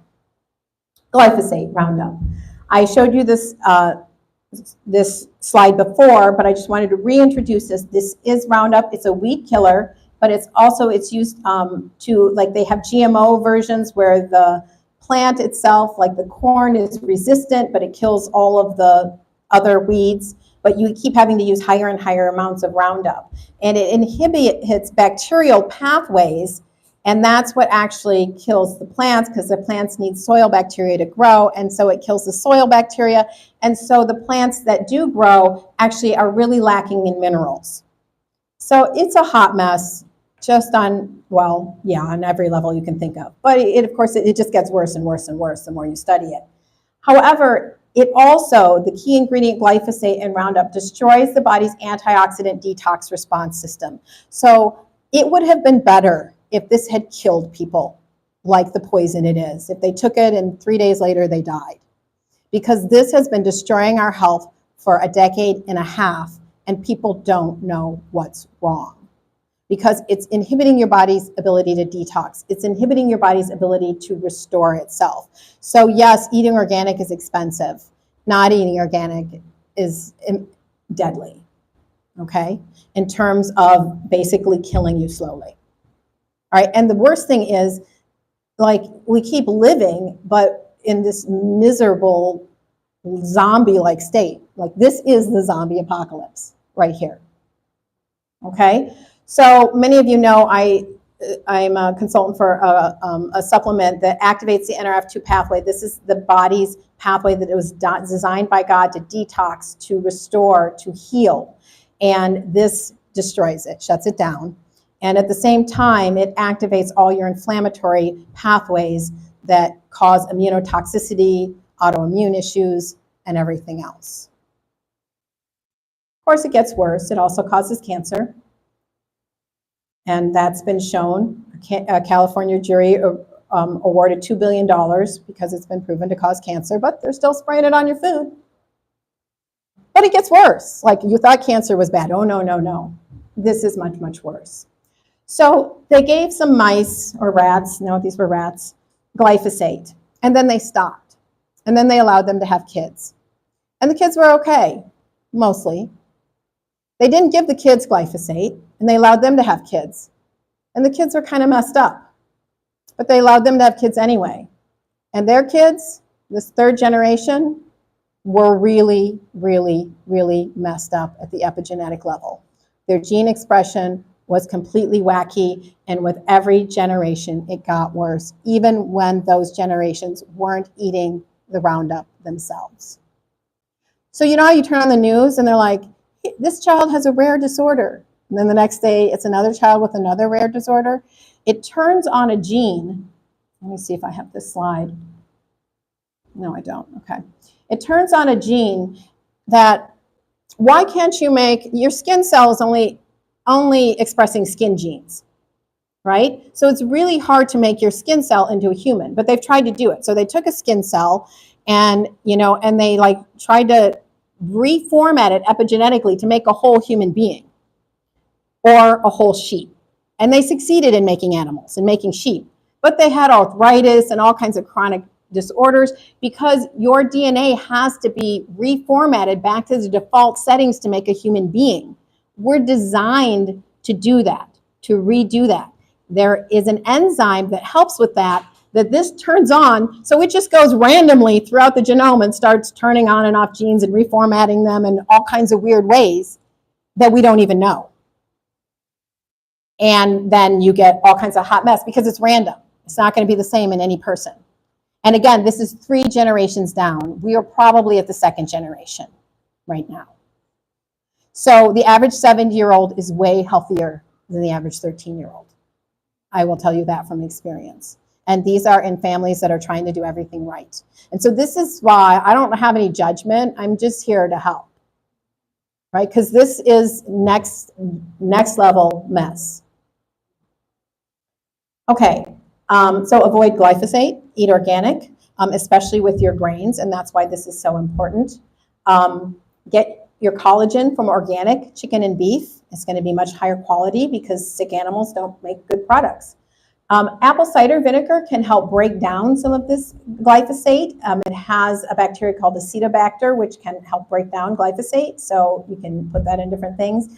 And, eat organic and sourdough bread. There's a local variety of bread called Stonehouse bread that is sourdough. So I know Sister Dakia was making sourdough, but if you're not able to make it on any given day, I used to make it every week, but now I just go buy Stonehouse bread because I'm not doing that anymore. Okay. All right, so the most important foods to eat while you are eating organic are chickpeas and lentils. Astronomical. Never eat chickpeas or lentils that aren't organic. I will not order these when I go out to eat. As much as I want that falafel or that hummus, if it's not organic, this will destroy your gut bacteria. The levels that they found in this were astronomical, 10 to 100 times higher than anything else. We're talking 100 times higher than whatever else you were going to eat that you knew was bad for you. All right, beans are also highly affected. That's why I'm growing my own navy beans. Oats, corn. So this is kind of an order: oats, corn, wheat, mushrooms. Ironically, the more processed it is, the less glyphosate it has. So like that ultra-processed frozen pizza is actually less bad in terms of glyphosate than a beautiful thing of falafel or hummus that is not organic. Okay. Unfortunately, they just came out with a study that showed even organic processed products have some glyphosate in them. However, the levels were so much less. I mean, really. So it's not good that they're there. And that's because it's in the manure. It's just ubiquitous. So it's very hard to get rid of, even when the people are doing their best. All right. Focus on replacing grains and seed crops organically first. Don't worry as much about processed foods. I'm not saying you should eat processed foods, but there tends to be less. Don't worry as much about meats and cheeses, and that's like a budget issue. If you can afford organic, that's amazing. But if you can't, make sure you're doing it with these. Do get organic chicken and locally sourced beef if you are going to make bone broth. Like what they do to this food before you get it, you don't want to, because when you are making bone broth, you're leaching out whatever is in there. You're getting the minerals out of the bone, the nutrients out of the bone. You don't want to be leaching out all kinds of chemicals and hot mess. Okay, it's bad enough that you're eating the meat, but that's going to go through your system. So do be very careful when you source what you are using to make bone broth. Okay, and again, these important gut recovery tools. Again, as I talked about COVID, that ivermectin, vitamin C, vitamin D, and zinc are specifically dealing with that, but they're great for everything, right? And so these are some of the go-tos we need to be using really sort of regularly.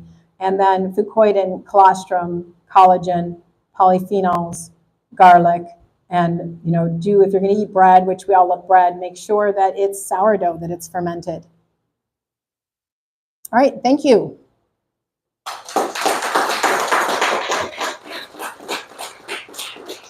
I know that was long and probably painful. That's why we're warriors, right? That's why we're soldiers. Yes, ma'am.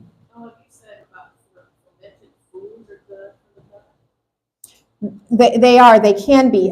It's really tricky because if they have any kind of fungus, they can fuel fungus and they can fuel histamine. Sometimes they can be a little bit contaminated with yeast. So if you have yeast or candida problems, fermented foods can sometimes fuel that. So you have to be careful. And so, just see how you react to them. If they make your ears itch or give you sinus issues, then you may be sensitive. But the idea is to get them get good bacteria back into the gut. And so find which ones you tolerate. Yeah, so kimchi, I used to make my own kimchi. I make my own fermented pickles. Yes. How do you know if you're inflamed? You are. We all are. How do you know when like you ate something or your diet is inflammatory? Like, is it in your face? Is it in your stomach? Is it in your joints? Like, what are the symptoms? So a lot of times if you're inflamed, you'll get a little bit of puffiness. Like your face will get a little bit more puffy and your lymph nodes will swell a little bit. All right. Most of us are inflamed. If you have any kind of joint pain, again, if you have leaky gut, if we do Thanksgiving, all of us are going to go into a food coma, right? But like if you consistently notice after you eat that you feel like brain fog, is sort of out of it. And again, that can kind of come and go as your gut health comes and goes, because you could eat something like when you go out to eat, this kind of a gut bomb, but you're normally pretty good, and so then you restore it over time. Everyone's inflamed. In fact, they did a study and found that everybody's inflammatory markers are off the charts. They had to set new standards. So you're inflamed. If you're alive right now, you're inflamed. And that's why I sell that supplement to reduce inflammation, because we're at a war and we all need it. Yes? Just before we go to the next question, there are cards coming around everyone for feedback. So when you get your cards, you just maybe write a note to your thoughts. There might be a lot of words. But as the questions are going, as we're wrapping up, please give us some feedback.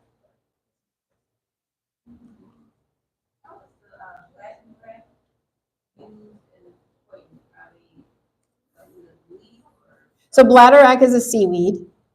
You can buy the whole seaweed, and I don't know if they steep it and they make a gel out of it. So the fucoidan is going to be in that gel, just like carrageenan is in sea moss, if you've ever seen people use sea moss. And so that can be both of those can be extremely nourishing to the gut. But a lot of times, like in Brother Reese's, they just grind it down and it's in the supplement as a powder, but it hydrates in your stomach. So it's basically seaweed, but some companies have isolated the fucoidan, which doesn't have all the other components of the bladderwrack. So for children, because it can affect hormones, a small amount's probably fine.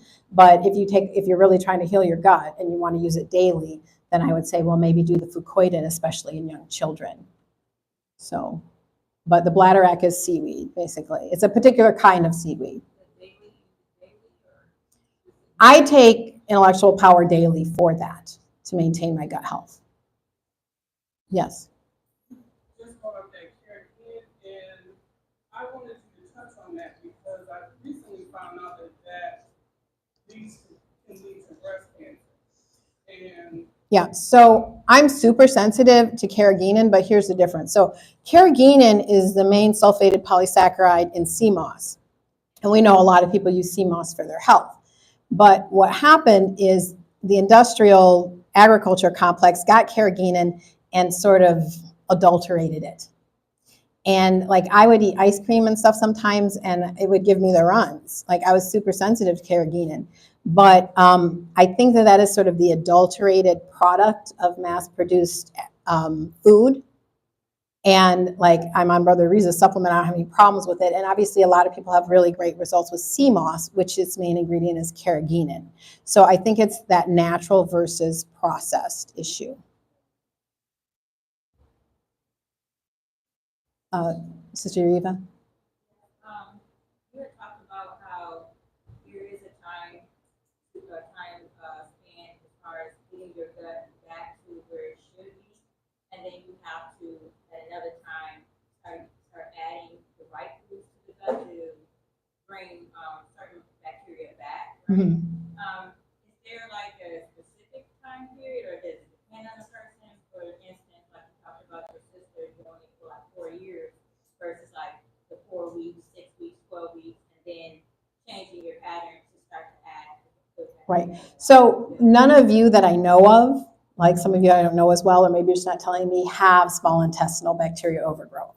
Like the amount of bloating and gas and constipation and diarrhea is so severe that knowing you as I do, I would likely know, right? You may have the very beginnings of it. So that said, sometimes introducing things like polyphenols and the garlic, unless you have that specific kind that feeds off of it, can really help to get your gut back in line. So that's why maintaining it and just constantly getting it back in line is always going to be better than, because once it's way over here, then that's what you need to do. Now, in that specific case, the infant liver is really underdeveloped, and the infant liver plays a really important role in the gut as well. And so what happened, I just remember her crying to me, it's not helping, it's not helping. And then it slowly got better and better and better. And I think a lot of that was that the liver was able to, the gut, when it's in dysbiosis, it actually ferments. It can produce alcohol. It can produce toxins that actually intoxicate the person. So your kid is actually walking around intoxicated.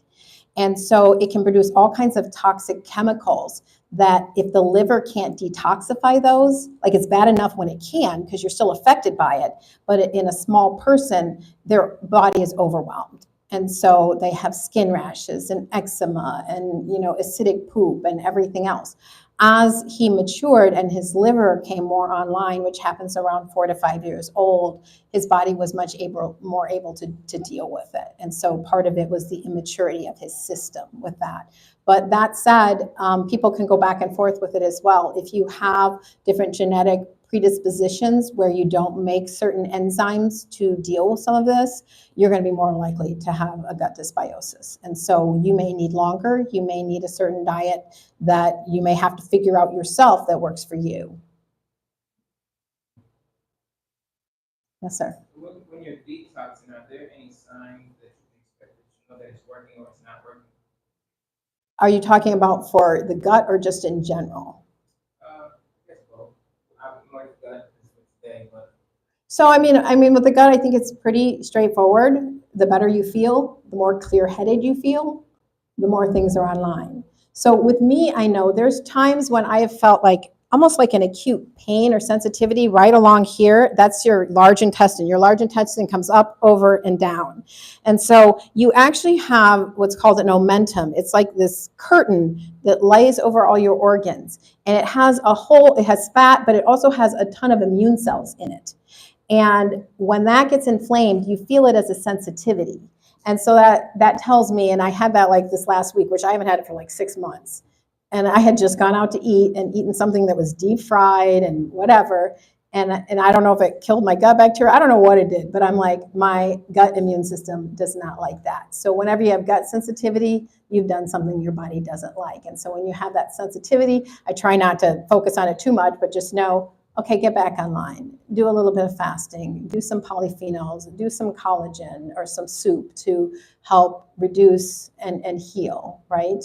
And so like even taking a few days, even if you're not fasting and having soups with those non-starchy vegetables can help that system get back online. As far as symptoms, again, not having a lot of gas, so you're not going to really have, from reducing carbohydrates, you're not going to have a lot of symptoms, right? Generally with the gut, it's going to get better and better.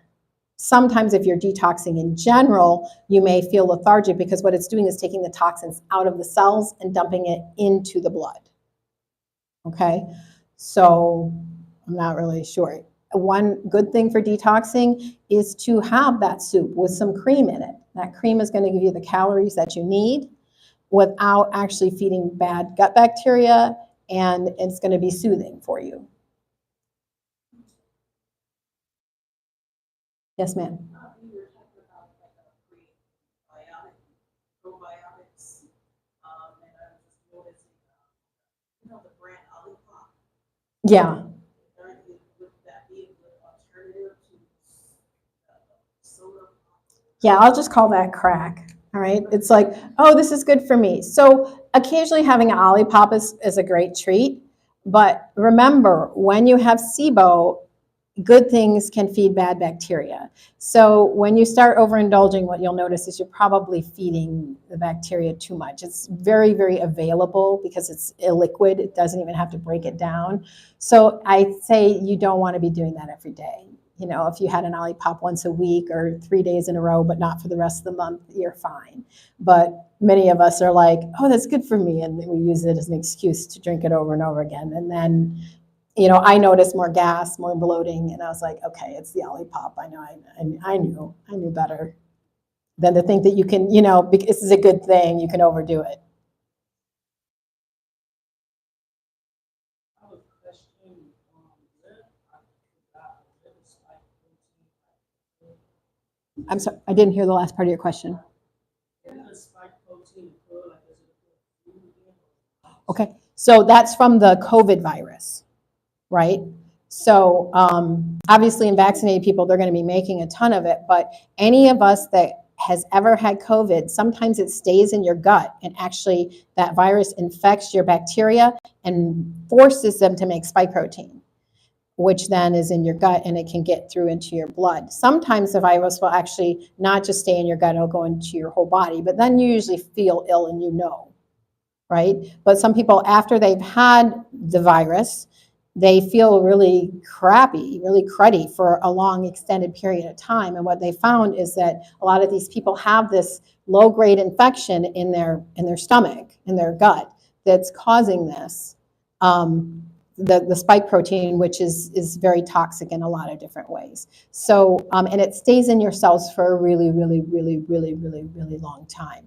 So it is a bioweapon that was made. And so it doesn't have the normal properties of a normal virus.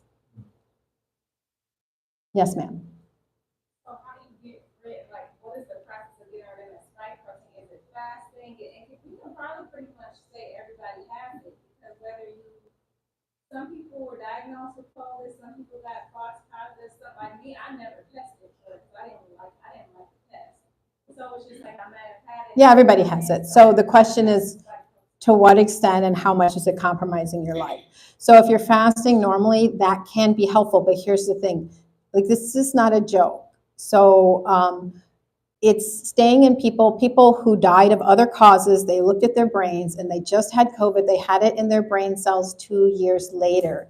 It was destroying their brains 2 years later from one bout of COVID, and it doesn't matter how severe the COVID was.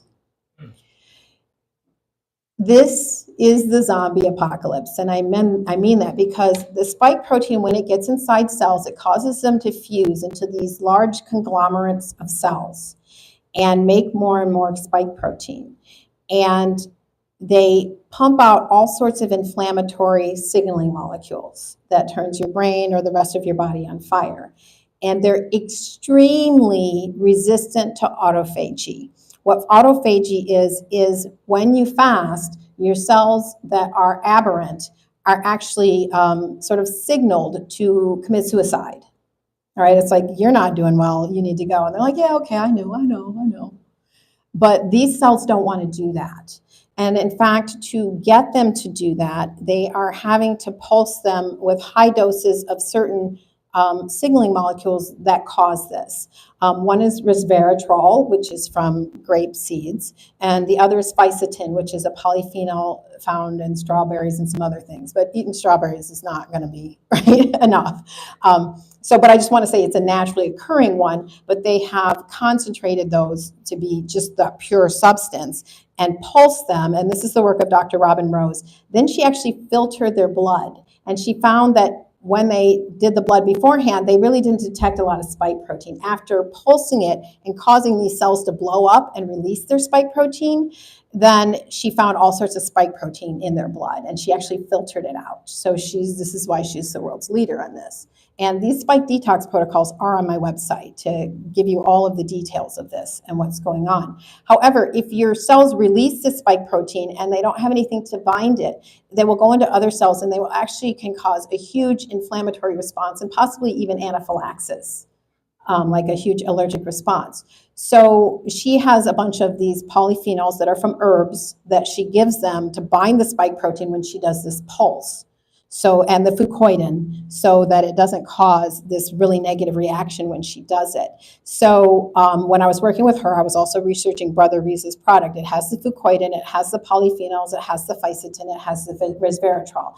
Now it is in much lower amounts. That paired with this NRF2 activator that many of you know I'm a consultant for, all of that is going to work together. That's why I take both every day, because we're at war, right? It's expensive, but those have all the elements together to induce this.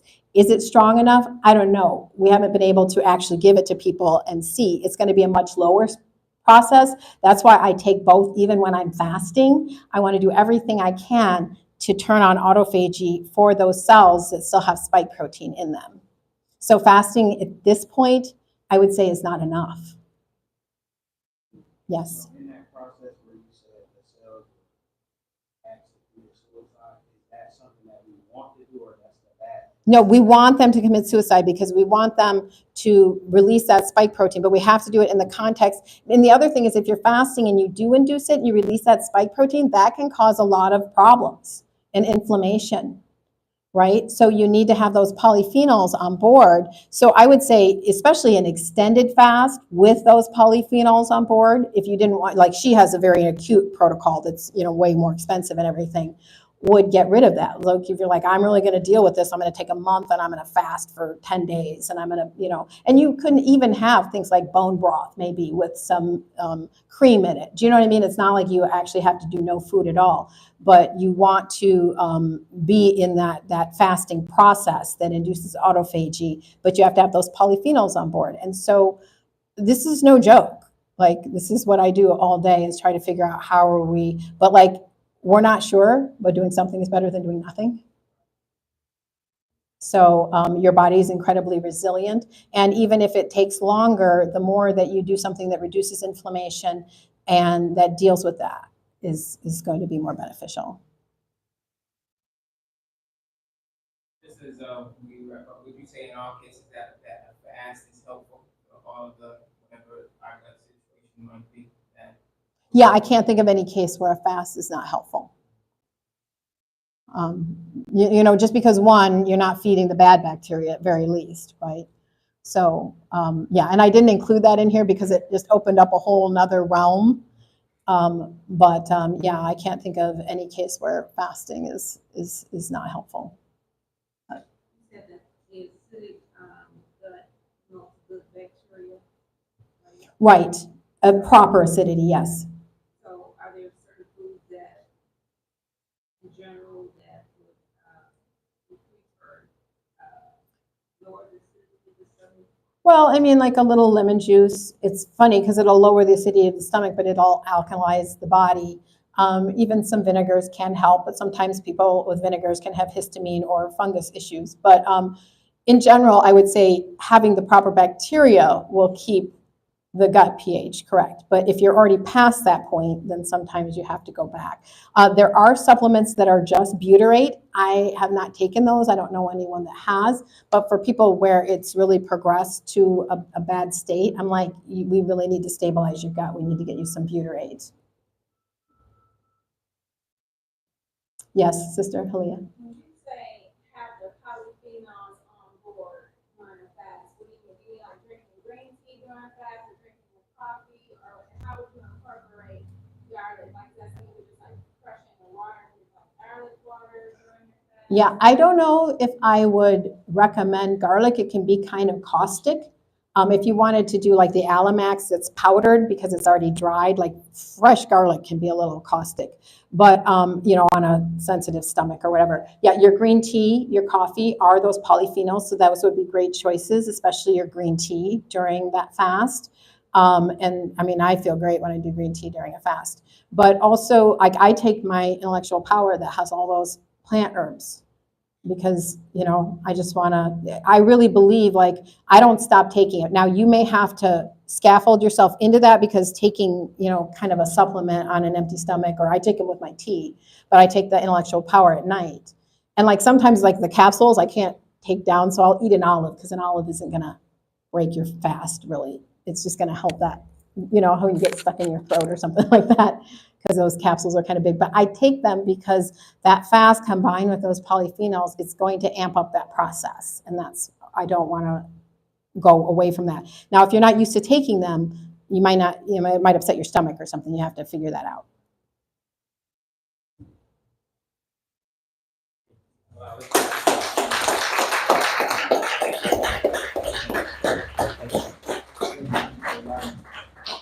What a very powerful presentation Sister Christina gave. Let's give her another warm round of applause along one bar. So I believe we'll be able to get those slides and have them available through the Ministry of Information. We'll have them a file sent in an email where people can review that plethora of material. We also have today's program recorded, so you can find it on our website at MM61.org. And we will try to work to have the slides integrated with the video in the very near future as well. Yes, I was going to say, for members of my website, it's $13 a month. I'm doing this next week. So I did this presentation. I'm going to add a little bit more because it needs more information, right? But then I'm going to do it for them. And then once I do it, that will be put up, but I'm also going to break it down. So, there were so many different segments so that you can just go to the part you're like, oh, I want to rewatch this segment. So I'll eventually have it broken down into segments for members of my website. And of course, I talk about chronic immune activation. I have the spike detox protocols. The whole point of the website is to empower people with the information, and it's $13 a month, not because it doesn't cost me a ton of money to do it, but because I want it to be accessible. Yes, ma'am. That's been a great detail. Thank you. Yeah, so we have our sister here with us all the time, and she does answer questions sometimes for us individually. So, of course, we had time today, but if anyone had any personal questions, or perhaps you could grab Sister Christina at some point. We do want to ask everyone to, as you fill out your cards, put your name there so that we can have your feedback, that we can know how to continue to improve these presentations. We're going to have 2 of them next month that are going to be on education and survival. But today we have had a wonderful presentation, and we hope that everyone will go on the website and review at MM61.org, and of course the website for Life Vantage. I believe we have some the material outside. For VITA, vi-ta.org, yeah. Yeah, so you can get some of that on your way out. But we thank everyone. Has everyone enjoyed themselves today and this wonderful plethora of information? I know I have. So eat organic, do your best, and to try to follow what we have been given. But may Allah bless everyone. Thank you for joining us today. And let's go ahead and close as we started with prayer. Assalamu alaikum, everyone. Walaikum salam.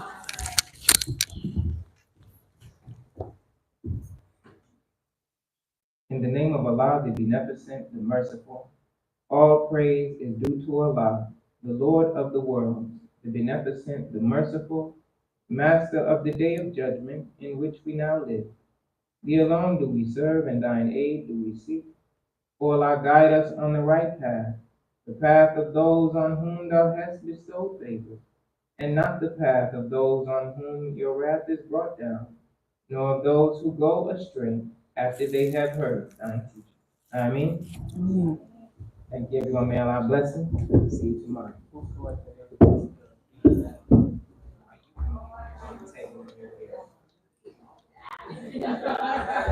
You guys held up pretty well. I'm actually interested in stuff like that. Even if it go over my head, I still Yeah. I like to go back. And a lot actually didn't go over my head. That's good. I'm glad. Terms Yeah. I knew, but when you break down what it means, what it's Right. doing to us, Yeah. you could get a better visual on that. And that's a good teacher when you could take all that hard stuff and then give them a picture that they can relate to. Yeah, put it in English. Yeah, I hope so.